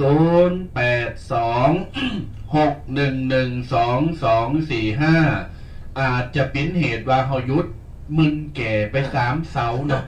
แล้วก็เปิ้นคงจะโอ้อาจจะมีราคาไอ้เนาะแต่ก็ปีกมาเนอะปีกมาฟังกันเนอะหรือหลายคนก็ฟังไปยการไปมีเวลาโทรเป็นหยังเนอะญาติโยมศรัทธาเนอะคะแนนฟังกันไปมึนเป็นกำลังใจไปเลยลูกตุลูกพาได้มีกำลังอกกำลังใจเนอะในการเผยแผ่ศาสนาเผยแผ่ทำไปญาติโยมศรัทธาเท่าแก่แล้วก็ต้องเกิดยังญาติโยมเกิดถึงบุญกุศลนะเนาะอยู่กับลูกเต่าเหล่าหลาน อยู่กับชีวิตของคุณเฮาอยู่กับสามีภรรยาอยู่กับพ่อกับแม่อยู่กับกุลกับกุศลเนอะหับสายเนอะเจริญพรนมัสการ สาธุท่านแดงสาธุจากไหนเนี่ยโอ้อันได้ฟังอันเสียนวัดอันไฟเห็นสองท่านวันนั้นน่ะอ๋อโอ้เทศนั้นโมนเนาะแต่โมนว่าอ๋อโยมปอติมาคอเบอร์บันไดนะครับไม่ก็นั่งยิงสองดีแล้วดีใจเนอะเดี๋ยวป้าเดี๋ยวอู่กันไปบอกว่าสองท่านนี่เป็นนักเตะเองพระอาจารย์บ่ลืมไอ้ภาษาพื้นถิ่นทั้งภาษาชาวบ้านทั้งพื้นที่เนาะน่ากะอนุรักษ์รักษาว่าโยมแน่แล้วเลยนะรุ่นหลานฝังหลังมาเพราะไข่มีกันแล้วเนี่ยทำงานประเพณีแล้วแม่นเนาะไปอู่ไทยกับพวกนี้ โอ้มันมาอู่ไทยบ่แก่นนะ อูบัลแลดนะ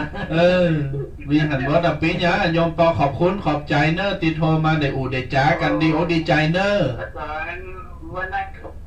เล่นมีที่ไปอันไอ้จะไปอันวัดยางกวางไป งานวันเกิดการจัดร้องการตั้งท่านฟุกกันเนาะ น่ากะไอ้เจริญอายุวัฒนะมงคล แม่นอหมอทำนากับเปิ้นตวยขอบคุณขอบใจนะโยมปอนเนออนุโมทนาบุญรักษา สาธุสาธุ เจริญปอนเนี่ยดีอกดีใจญาติโยมศรัทธาได้อู่ได้จ๋าได้ตาได้ตายกันเขาก็จะมีความใกล้ชิดกัน มีความสนิทสนมหูจักไปไหนก็ตักไตอู่จ๋ากันเนาะกำมือตื้อแขนบางทีมได้แขงได้กำมือได้ตื้อแขนได้แง้นเถนาก็คือมาอาภัยโดยความที่เขาก็โดยความดีโรคภัยบัดเดี๋ยวนี้มันปิดโตกำหนดปิดโตกันเขาอยู่เขาก็โกจะตักไผจะอู่ไผจะกำไผก็โกโควิดโคเวกเนี่ยบัดเดี๋ยวนี้นะก็ไปอยู่ไกลๆก็ยิ้มมือกันนี่ก็เป็นการให้กำลังใจแล้วพอมาเดียวเอาไปไก่กันไม่ได้แต่ยิ้มมาเดียวมันยิ้มก็บาหันหน้าบาหันปากยิ้มกระตาเนี่ยกะยิ้มกระตาไปตายิ้มเอามือเลยกะโต๊ะอีกอะยกมือนี่ญาติโยมศรัทธาต่างหลายยี่ปอเพื่อก็ดีนะไอ้วันนั้นเป็นฟังเขาเตะปันนางอยู่ตั้งหน้าปันนางอยู่ตั้งหน้าแล้วเบอร์เทศเซฟเป็นมาขอเบอร์โทรนั่นแหละโมทนาเนอร์โยมปอนเนอร์ครับญาติโยมศรัทธาต่างหลายอย่างครูบาอาจารย์เป็นบอกเนาะจะมาพาเขาครูบาอาจารย์เขาเป็นก่อนย่ำอยู่เสมอว่าเวลาเฒ่าแก่มากก่อเฒ่าชราแก่ชราก่อดูแลสุขภาพร่างกายให้ดีดูแลจิตใจให้ดีจะไปให้ถ้าเจนจะไปเหมือนเกิดว่าเป็นน้อยนี่ญาติโยมศรัทธาสละอย่างบางอย่างทรัพย์สินเงินทองสละไปจะไปผูกจะไปมัดจะไปสั่งบาปสั่งกรรมสั่งเวรติดจิตติดใจเฮาเกิดว่าบาเดียวกูก็เลข6เลข7เลข8แล้วเนี่ยถ้าเอาอย่างแหมคนเฮาจึงปอร้อยญาติโยมอภัยหือกันก็อภัยได้ญาติโยมศรัทธาต่างหลายจะไปโขดจะไปเกจะไปหมิ่งกันอย่างกรรมครูบาอาจารย์บอกว่าแก่แล้วอย่าเป็นภาระให้ลูกหลานแก่แล้วอย่าสร้างความทรมานให้ครอบครัวแก่แล้วอย่าทำตัวเป็นคนไร้ความคิดแก่แล้วอย่าดัดจริตให้หมดความนับถือแก่แล้วอย่าเป็นคนดื้ออย่าเป็นคนดื้อไม่ฟังคำแนะนำจากใครแก่แล้วอย่ามัวแต่ใส่ใจห่วงทรัพย์สินและเงินทองสุดท้ายแก่แล้วอย่าลืมประคองตนในทางแห่งความดีเรื่องมดจังมอนครูบาอาจารย์ท่านบอกไว้ดีที่สุดญาติโยมเป็นว่าแก่แล้วแก่เลยแก่กะโลกกะลาแก่แล้วเงยละอ่อนมันด่าโหอย่างนี้มันแก่แบบมีคุณภาพแบบนี้ในเมื่อเฮาหู้ตัวว่าเฮาแก่แล้วเฮาพยายามทำอย่างที่ว่ามันเป็นจิตเป็นใจจากเฮาเคยให้เคยเกเรเคยมาเฮากับปรับปรุงเป็นหือละอ่อนเป็นตีเคารพนับถือไปหือเป็นละอ่อนได้ดูถูกอะใจครับเพราะว่าเวลาจังวันนี่มันเพราะว่าเฮาแก่โตมาปุ๊บเป็นวัยที่นับถอยหลังแล้วนับถอยหลังเฮาใจเวลาอันเนี้ยคือมีประโยชน์ใจเวลามันมีค่าเพราะว่าบ่ฮู้วันใดวันหนึ่งเฮา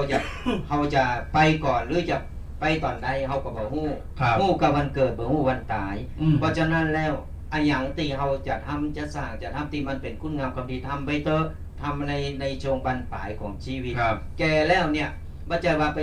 แก่แล้วก็เล่นกับลูกกับหลานอยู่บ้านนี่จ้องบ่ใช่เฮาต้องหาโอกาสหาเวลาหาคุณงามความดีเข้าตัวเฮาของไปวัดไปว่ามันทำบุญทำมนมันกินมันต้านเพราะว่าอันนี้แหละจะเป็นสเสบียงที่จะตองเอาไปแหมก่อนเฮาจะมาก็เล่นกับหลานเนี่ยมันลูกมันเอาหลานมาฮือเร่งลูกพอเราเร่งหลานแหมเร่งเลนแหมแล้วก็เฮาก็แบบมีเวลาเพราะฉะนั้นแล้วเนี่ยเฮาแบ่งเวลาของเฮาใจเวลาคือมันคุ้มค่าเป็นว่าใช้ก็หมดไม่ใช้ก็หมดคือเวลาของเฮานี่ครับ เอาจะใจก็หมดบาใจมันก็หมดไปตามเพราะฉะนั้นแล้วเนี่ยเฮาจงใจชีวิตในบรรปลายชีวิตคือมีคุณค่าคือสมกับว่าเวลาตีเหลืออยู่เนี่ยใจคือมันมีประโยชน์ครับบางคนเท่าบ่ดอกเท่าบ่ได้อ่ะ นะ มันบอกว่าเท่าเปิงอย่างก็เท่าเปิงเข่าซุกอย่างนั้นแต่อย่างในกรรมบนมาอย่างก็น่ะนี่แหละญาติโยมศรัทธาจะไปยึดถือตื้อหมั่นไป เพราะว่าเฮาบางคนก็บัดถึง80บางคนก็เจ้าเตียวไปกาดอยู่โอ้บ่ายมาควายมาแรงมาคำมาแก้นเข่าออกไปอยู่6 บาทบนอ่ะบางคนก็ไปไวๆบางคนก็รับโหลดไปเขาก็ไม่ใช่หูว่าเขาจะปิ้นจะได้อย่าโยมจะได้ต่างหลายวันเวลาถึงวันนี่มันเปลี่ยนแปลงมันหมุนไปตลอดเวลาเนี่ยมันบ่รอถ่าไผว่าใจว่าเขาอยู่เพื่อว่าเกิดมาแล้วอยู่หายใจควางไปวันๆโดยบ่กึดบ่สั่งบ่ทำมายังหายใจควางละไปวันรอตายไม่ได้กับเจ้ามันเนี่ยมันก็บอกมีประโยชน์เนี่ยขึ้นมาอ้าวครับสายเนอะจะไปวัดทางเข้าต่อไปใน4 เพลงนะเจ้ามาใดก็วันนี้เจ้าเผื่อวันที่17มาคนหน้าคนหลายคือไม่หาอย่างเดียวบ่ข้ามไปสุ่มกันวันที่17ตามเข้าไปวันนี้เอาตำปูนปตาเข้าใหม่17กะเจ้าวันที่17เดือน4 เพลงนะเจ้าแม่จะไปตามที่ว่าวันนี้แหละไปตามก่อนเนี่ยเจ้าก็ได้ไปตามขันเข้าเนี่ยนะฮะดีละจะไปสู้กันได้วันที่17คนมันจะนักแม่นะมันนักไปหาตายมาใดก็ได้บนบังเกิดมากันน้ำอยู่แม่เนอแม่อนุโมทนาจัดหลายเนอสาธุขอบพระคุณเจ้าสาธุเจ้าอันนี้เป็นห้องว่าแฟนพันธ์แท้ขนาดจะไปวัดยังโทรมาตาให้มาดีแน่เปิ้นหือเฮาอนุโมทนาโดยรอบตั้งใจเฮาว่าอนุโมทนาบุญก็เปิ้นอย่างนี้ก็ได้บุญน่ะเปิ้นไปทำบุญเฮาก็ได้บุญก็เปิ้นแม่นเป็นว่าวันที่17บางตีบางแห่งนี่เปิ้นตามเข้าหมายแต่ตั้งป่าสร้างนี่เปิ้นตามเข้าหมายวันที่1แล้วเนอะวันที่1วันปีใหม่เนี่ย65เนี่ย1มกราคม65ว่ามันซื้อเนี่ยญาติโยมเปิ้นตามกันเรียบร้อยแล้วนะเป็นว่าบางตีบางแห่งเปิ้นกำลังจัดการวันที่17บ่วันฮือนี่เนาะวันพรุ่งนี้วันโกนเนี่ยโยมศรัทธาตุเจ้านี่โหโล่นแล้วโกนใน3 วันทีเดียวเลยโกนเนี่ยเนี่ยตุพีเคมีโยมไอ้ทางเปิ้นพอทาง Facebook ทางไลฟ์สดเนาะเปิ้นถามมาว่าทุกครั้งเวลาเปิ้นไปทำบุญเนี่ยเปิ้นจะไปใส่บาตรหยาดน้ำหาพ่อหาแม่แล้วก็หาบรรพบุรุษเนี่ยทุกครั้งเนี่ยเปิ้นว่าดีกว่าเจ้าทั้งตาลขันเข่าในวัดทั้งใส่บาตรทยาดน้ำดีหมดหรือบัดได้หยาดน้ำก็ตึงดีเปิ้นก็ตึงได้ฮับกุศลถามว่าดีก็ดีตั้งแต่โยมตั้งใจจะทำบุญใส่บาตรแล้วใจครับโยมกัญญาจานะดีตั้งแต่ตีตั้งใจจะใส่บาตรแล้วดีตั้งแต่ตีทำแล้วดีตั้งแต่ตีเจตนาดีจะทำจะตานอุทิศไปหือเปิ้นแล้วแม่ก็ทางว่าถ้าเฮาบ่ได้หยาดน้ำแต่เราตั้งใจจะใส่บาตรเจ้าอุทิศตั้งใจดีเนี่ยละนึกคิดถึงเฮาใส่ไปบาตรใส่ในบาตรไปเนี่ยบุญเกิดทันทีญาติโยมถึงทันทีแม่บ่ได้หยาดน้ำอันนี้ก็ขออนุโมทนาตัวโยมกัญญาจนะได้สอบถามได้ตักตายมาทาง Facebook Live เนอะญาติโยมเด้อนี่ดังนั้นนะเจตนาทุกสิ่งทุกอย่างดีหมดเลยญาติโยมแม่ว่าบ่มีน้ำยาดกะแต่เจตนาจะตันขันเข่าจะตันสังจะตันทำจะทำบนตักบาตรตันผ่าปังสุกุลอะไรอย่างต่างๆเจตนาดีตานหาคนนั้นคนนี้ได้บุญทันทีญาติโยมศรัทธาเด้อตานั่นตานี่ตาเนี่ยกูคนนึงบ่ว่าจะเป็นอะไรอย่างก็เจ้ากรรมนายเวรเจ้าพอเกิดไม่เกิดยังก็ตามแล้วสุดท้ายก็ตานไหวกับตัวเก่าตานไหวปลายหน้าอันนี้ก็ดีเหมือนกันนะสนญาติโยมเป็นการทำบุญไว้หือตัวเก่าทำบุญหือตัวเก่าไว้ในปลายปากหน้าเขากันไว้เขาทำไว้มันดีที่สุดแล้วถึงบอกว่าการทำบุญเนี่ยมันดีตั้งแต่3 ระยะตั้งแต่เขามีความตั้งใจตั้งแต่คณะที่เขาทำและตั้งแต่เขาทำไปแล้วและก็เขาปลื้มในบุญอยู่ตลอดเวลาและนึกถึงบุญตลอดเวลานั่นแหละคือเป็นการทำบุญโดยตรงไผตีว่าก็ไปตามถึงวันอีแม่มึงเคยมีเวลาแบ่งเวลาไปพอง แล้วเวลาหันเปิ้นไปตานไปทำเฮาก็ไปทำไปอนุโมทนาบุญก็เปิ้นเฮาก็ได้บุญได้กุศลเหมือนกันนี่อย่างตีโยมแม่แต่เจ้าเพิ่นจะไปบาตรจะไปทำบุญไปตานเข้าใหม่เพิ่นก็โทรมาบอกตุเจ้าสองตนก็อนุโมทนาบุญก็เปิ้นเนี่ยตุปีถึง2รูป2ตนก็ได้บุญได้กุศลรวมก็เปิ้น ครับ เป็นการแบ่งบุญซึ่งกันและกันเอาบุญตัวกัน นี่ญาติโยมศรัทธาทั้งหลายนี่วันนี้เนี่ยตลอดทุกช่วงรายการเฮาอู่ถึงเรื่องการกินการทาน ค่ะ เฮาอู่ถึงเรื่องบุญล้วนๆเลยญาติโยมเลยเฮาอู่ถึงเรื่องบุญล้วนๆดังนั้นไผที่จะตั้งใจจะทำบุญบ่ว่าจะเป็นบุญกุศลบ่ว่าจะเป็นส่วนไหนอีกเนาะ ครับ การบริจาคการหืดตาลอย่างเช่นที่ว่าเป็นเจ้า ในช่วงนี้เป็นหน้าหนาว ตำบลดอยเขาต้องการก่อบดเดี๋ยวนี้ก็หันเปิ้นรวบรวมแล้วก็ประกาศแล้วก็ไปกันมอบบริจาคสิ่งของหลายตีหลายแห่งละตำบลดอยเนี่ยญาติโยมศรัทธาต่างหลายอ่อนน้อยเนาะหรือว่าอ่อนเนี่ยบะมีบางพื้นที่นะอันนี้ไม่ได้ว่าจะไปดูถูกประมาทปะเนาะแต่ว่าบางพื้นที่มันเป็นจะอ้างจริงๆเฮาอยู่ในชุมชนของเฮาสังคมต่างนอกเนี่ยเฮาบ่ได้เป็นเล็งผอบ่ได้ไปหันว่าโอ้ยเขาเหล่านั่นเนี่ย ติบินละอ่อนอนาคตของชาติเนี่ยบะมีแม้กระทั่งทีวีบะมีแม้กระทั่งมือถือนะบะมีแม้กระทั่งเสื้อผ้าชุดนักเรียนตีใหม่ๆบะมีแม้กระทั่งชุดเสื้อผ้ายูนิฟอร์มที่จะใส่ทั่วๆไปใส่ดินละอ่อนแล้วใส่ลิ้นกับจมูกเจ้าฝูง แม้กระทั่งว่าบะมีแม้กระทั่งว่าผ้าห่มใหม่ๆงามๆขนมนมเนยอย่างตีบ้านเฮากินกันละลำเนี่ยนะ ตั้งปุนเปิ้นอาจจะมีก็ได้ญาติโยมหรือเปิ้นอาจจะมึนอาจจะมีหลายตีหลายแห่งในญาติโยมอันนี้คือการทำบุญเหมือนกันนะเป็นการทำบุญเหมือนกันญาติโยมไผตีจะไปเกาะอนุโมทนาโดยหลายๆญาติโยมทั้งหลายแต่ในทั้งนี้ทั้งนั้นโดยสถานการณ์เกิดจะต้องควบคุมจำนวนคนที่จะไปเกิดจะต้องดูแลกันตัวเทคแคร์กันให้ดีดูแลกันให้ได้ญาติโยมศรัทธาทั้งหลายนี่คือจะมาพาตึงประชาสัมพันธ์บอกบุญให้ญาติโยมเตอะเจอโจรไปเตอะจะไปกินไปทานที่ไหนจะไปบริจาคเสื้อผ้าผ่อนตันสบายขนมนมเนยแม้กระทั่งอุปกรณ์การเรียนจะไปเอาขนมนมเนยหนังสือเฮนการสมุดปากกาดินสอไม่บรรทัดยังลบดีคิดไปเงินละอ่อนบนดอยหรือว่าต่างถิ่นติดปัญขาดแคลนอีกเนาะก็สามารถไปได้ญาติโยมนี่ก็ถือว่าเป็นบุญเป็นกุศลเหมือนกันสังคมเฮาต้องการความช่วยเหลืออีกเยอะเลยในช่วงนี้ใจครับนี่ใครมีอะไรอย่างที่เหลือกินเหลือใจเฮาแบ่งปันกันไปแบ่งปันกันตามไก่บานหรือสถานที่ต่างๆที่เปิ้นต้องการนะที่เปิ้นต้องการที่เปิ้นประกาศว่าจะไปทำบุญหันเนอร์เฮามีอะไรอย่างเล็กๆน้อยๆก็แบ่งปันกันไปจุนเจอกันไปเพราะว่ามนุษย์เฮาเกิดเป็นมนุษย์เหมือนกันสระญาติโยมทั้งหลายบางทีมนุษย์นี่มันเกิดต่างถิ่นต่างฐานะต่างๆนานาเนี่ยเพราะว่ามันบ่เหมือนกันเพราะฉะนั้นแล้วในมือเฮาเป็นมนุษย์เฮามีอะไรอย่างที่เหลือกินเหลือใจหรือว่าเฮามีเหนือกว่าคนอื่นหน่อยนึงเฮาก็แบ่งปันกันไปบ่ว่าจะเป็นเสื้อผ้าหรือไปของต่างๆนานาที่เฮาจะช่วยได้เฮาช่วยเขาแล้วก็คือเฮาเดือดร้อนอันเนี้ยเป็นการว่าทำบุญเป็นการว่าแบ่งปันเฮาก็ได้บุญได้กุศลเหมือนกันยิ่งให้ยิ่งได้ใจครับยิ่งมียิ่งเก็บยิ่งอดญาติโยม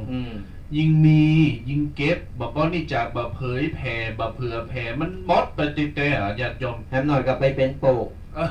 เป็นโปกเฝ้า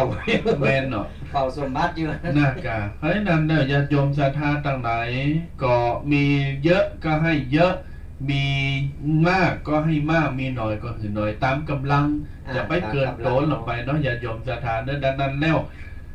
จิตใจเฮาบริสุทธิ์ที่จะหือจะมอบจะแบ่งปันเฮาก็ได้บุญแล้วบุญนี่คือมันกำโตปิน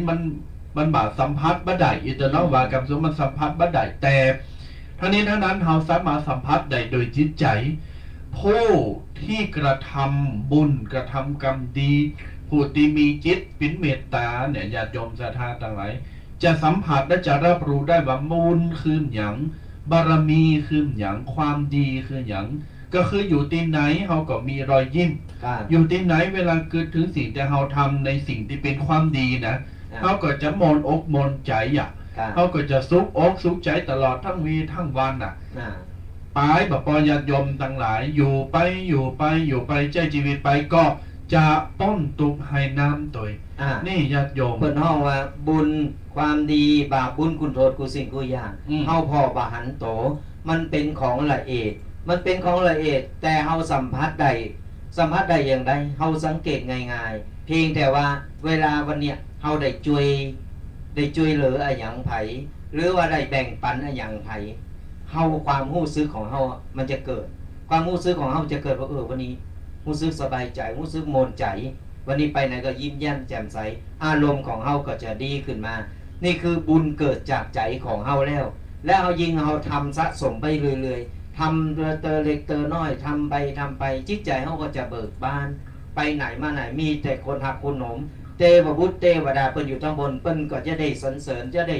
ฮู้จะได้หันว่าอ๋อเป็นคนใจบุญสุนทาน มันจะมีรัศมีเปล่งขึ้นมา คนมีบุญเนี่ยสังเกตง่ายๆเถอะ ครับ สังเกตพอหน้าตาเพื่อจะผ่องใสไม่ต้องตั้งหน้าแต่งตาเพื่อจะงามแบบบุญน่ะเพื่อจะงามแบบบุญแบบกุศลของเพิ่นพอมันมีหันอย่างเนี่ยจะฮู้เลยโอ้คนนี้เป็นคนใจบุญสุนทาน พอแล้วจิ้มแย้มแจ่มใสและสุดท้ายผลบุญต่างๆนั่นแหละ มันจะย้อนกลับมาเป็นมาช่วยเหลือเฮาหลายๆสิ่งหลายๆอย่างที่เฮาคิดบ่ถึง เพราะฉะนั้นแล้วเนี่ยบุญกุศลเป็นของละเอียดเฮามอบาหันแต่เฮาสัมผัสได้ด้วยใจของเฮาเอง ครับญาติโยมศรัทธาทั้งหลาย9:46 นาที ครับ ยังมีเวลาที่เฮาจะอุจามีเวลาที่เฮาจะอยู่ด้วยกันแฮมมึนอยู่เนอะท่านใดที่จะโทรศัพท์มา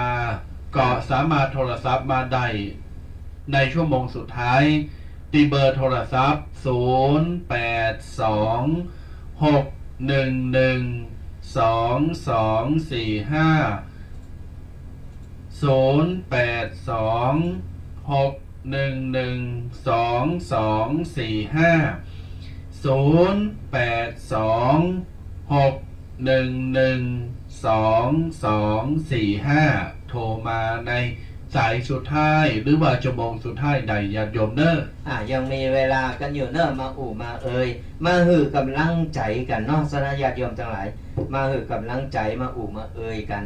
ว่าเป็นอย่างไรฟังแล้วรายการเป็นอย่างไรพองมีอะหยังหรือใครฮู้อะหยังก็สามารถมาปรึกษามาอู่ได้เฮาฮู้เฮาก็จะตอบก็นอกบ่ฮู้เฮาก็จะได้ไปปรึกษาหรือว่าไปหาคนที่เพิ่นมีภูมิรู้ภูมิธรรมที่ดีหรือเฮานักหรือเฮาก็จะมาตอบสนาญาติโยมได้ฟังกันเฮาก็จะนำเอาเรื่องนั้นมาเล่าสู่กันฟัง ถ้าบันถามมาใครได้สตังค์นี่หรอ คดีสตางค์อันนี้ไปหาเอาก่อนนะ ญาติโยม ตู้เจ้าก็อิ่มเหมือนกันนะ นั่นเนาะ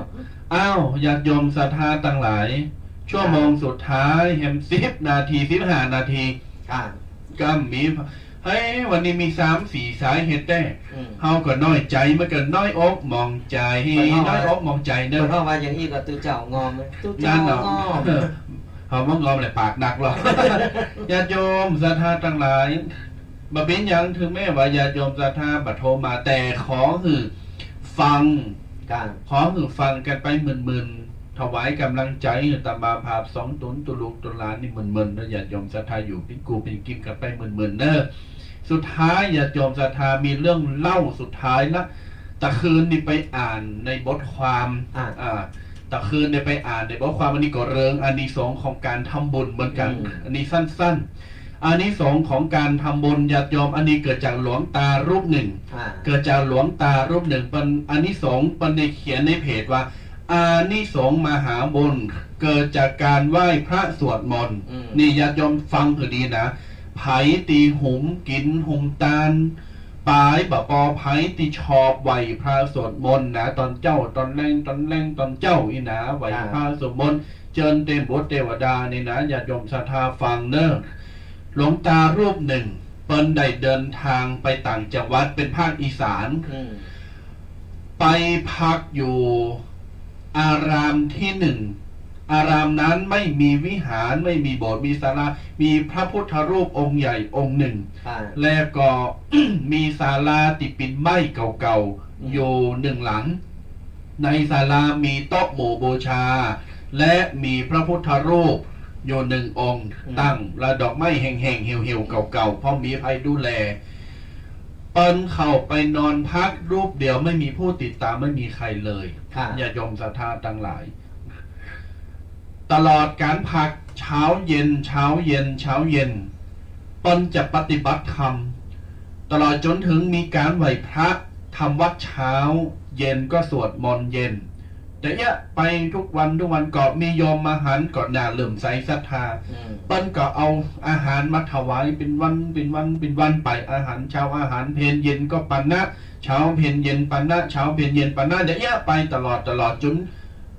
เป็น10-20 วันเป็นกึ่งเดินหยัดโยมเวลาผ่านไปเมื่อไหร่ก็ไม่รู้ ครั้งหนึ่งในช่วงของเวลากลางคืน ในช่วงของกลางคืนนั้นน่ะหลวงตาเปิ้นกำลังปูผ้า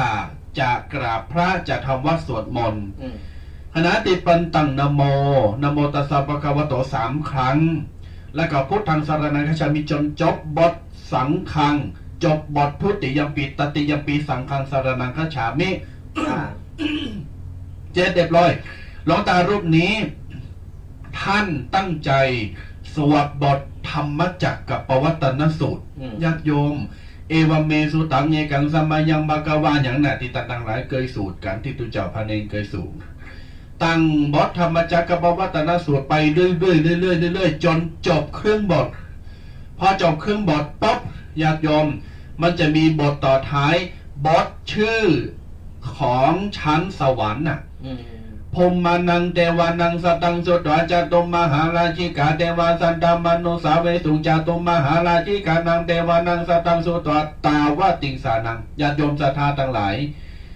คณะตีหลวงตาองค์นี้ท่านกล่าวถึงชื่อของสวรรค์เจิญเทวดาแต่ละจันมาภูมิมานังเทวานังนะตั้งแต่ชั้นภูมิมาจตุมมหาอย่างต่างๆคณะตีหลวงตาบทที่มีชื่อว่าจาตุมหาราชิกานังเทวานังสัทธังสุตวาญาติโยมศรัทธาจาตุมมหาราชิกาเป็นชั้นหนึ่งของสวรรค์ตอนนั้นฝนตกลมกันโชกฝนตกลมกันโชกทำให้ศาลาไม้นั้นสั่นเคลื่อนไหวขนาดเลยหลวงตาก็ต้องอกตกใจแต่ด้วยความที่ปฏิบัติมานานด้วยความที่มีสติก็หยุดลงชะงักป๊บหนึ่งก็พอมันปิ้นอะไรยังฮะ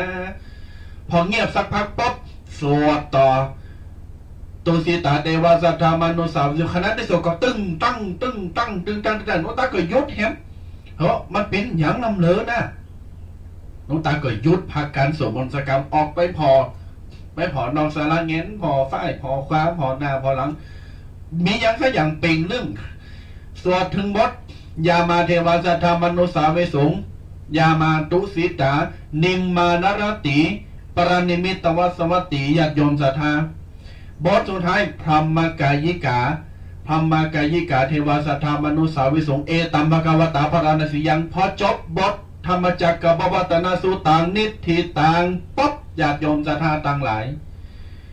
ฟ้าเคินไหวขนาดฟ้าป้อมฟ้าห้องฟ้าคางลมพัดเหมือนอย่างจะยกศาลาหนึ่งปิวไปจุดใดเปิ้นบอกพอสักพักหนึ่งหลวงตาเปิ้นก็นั่งอธิษฐานจิตสวดมนต์สักกำหนึ่งสักกึ่งชั่วโมงมันก็ดักปิ่งยิงวอยมีเหมือนมียังเกิดขึ้นเป่งรับเป่งนึ่งญาติโยมศรัทธาทั้งหลายคืนนั้นเทวดาเปิ้นมาอนุโมทนาหลวงตาหลวงปู่ท่านนี้ท่านบอกว่านี่สินะเป็นบทธรรมจักรหรือเป็นอานิสงส์ของการไหว้พระสวดมนต์เทวดาเปิ้นมาแสดงอิทธิฤทธิปาฏิหาริย์ในการสาธุการญาติโยมเทวดาเปิ้นลงมาอนุโมทนาสาธุการ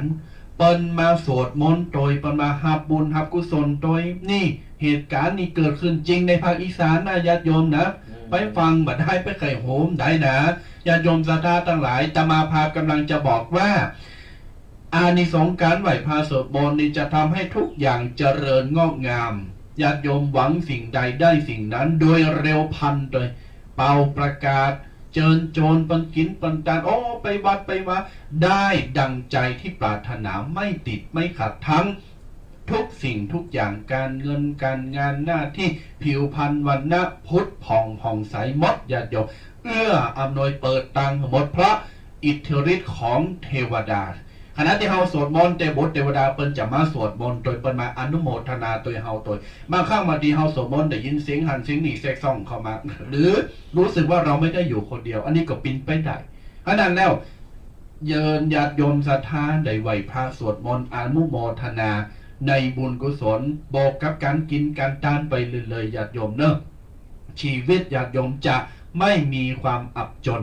ชีวิตญาติโยมจะมีความสุดแขนชีวิตญาติโยมจะมีความอับจนทันทีจะรุ่งเรืองโชติช่วงชัชวาลไปตราบทุกที่ภาราตรีในที่ทุกสถานในการทุกเมื่อ5 นาทีสุดท้ายจะปันปอนอนุโมทนาในใต้รายการวาทะธรรมกำยองฮับปอนเนอร์ตั้งใจฮับปอนกันเนอะสลาญาติโยมทั้งหลายปีนี้ก็ปี65ปีใหม่เขาปีใหม่มาแล้วเนาะสิ่งอันใดที่มันบัดดีสิ่งอันใดที่มันผ่านมาแล้วเนี่ยมันทำมือเฮาชีวิตบัดดีขึ้นหรืออย่างใดกูสิ่งกูอย่างคือเฮาละเฮาฟังหรือเฮาปล่อยว่างหรือเฮาทิ้งไปเลยตั้งแต่นี้ต่อไปขอเฮาอยู่หับเอาสิ่งดีๆสิ่งใหม่ๆเข้ามาในชีวิตของเฮาในบรรปลายชีวิตของเฮาวันเวลามันบ่แน่นอนสลาญาติโยมทั้งหลายบ่ฮู้ว่าเฮาจะล่มหายใจจากไปเมื่อใดเพราะฉะนั้นแล้วคุณงามความดีบุญกุศลเท่าอันคือเฮามันสั่งสมมันสะสมเอาไว้หนักๆเพราะบุญจะเป็นสเสบียงเป็นสะพานนำทางเฮาไปสู่ภพภูมิที่ดีในหลังจากที่เฮาได้ละโลกไปแล้วตั้งใจครับก่อนเนอะตั้งแต่นี้ต่อไปก็ขอสดาญาติโยมจูผู้จูคนที่กำลังสดับรับฟังอยู่ในขณะนี้หรือว่าฟังย้อนหลังในหลายๆช่องทางก็ตามก็ขอจูผู้จูคนจงหายทุกข์หายโศกหายโรคหายภัยหายเจ็บหายไข้นึกหวังสิ่งใดก็ขอสมปรารถนาทุกสิ่งทุกประการในสิ่งดีๆสิ่งงามๆอยู่เย็นเป็นสุขอยู่ดีมีสุขมั่งมีสีสุขกันจูผู้จูคนเนอใจโยใจยะวาระดิถีขอปันป้อนดีหือกันโตนาปอเมปิตาเอาอาหน้าป่าฝูหมู่สัทธาญาติมิตรหือใดสุขสันต์เหมือนกันทั่วทิศบ่าวบ่าเผ่าผู้ยิงใจฟังทำไปแล้วสุขใจสุขกายอยู่ดีสบายหายโรคโศกเศร้านำทำคำสอนพระพุทธเจ้าจงยึดถือเอาจะไปละมีคนนับถือฤทธีเตจะเจริญก้าวหน้ายาวนานพ้นจากความทุกข์มีสุขหลายประการอายุยืนนานเหมือนกันโตนาอายุยืนนานเหมือนกันโทนาอยู่ดีมีสุขมั่งคั่งตลอดปีเป็นเศรษฐีโจกดีโจกดีโจกดีตลอดไปอายุวันโนสุขังปะลา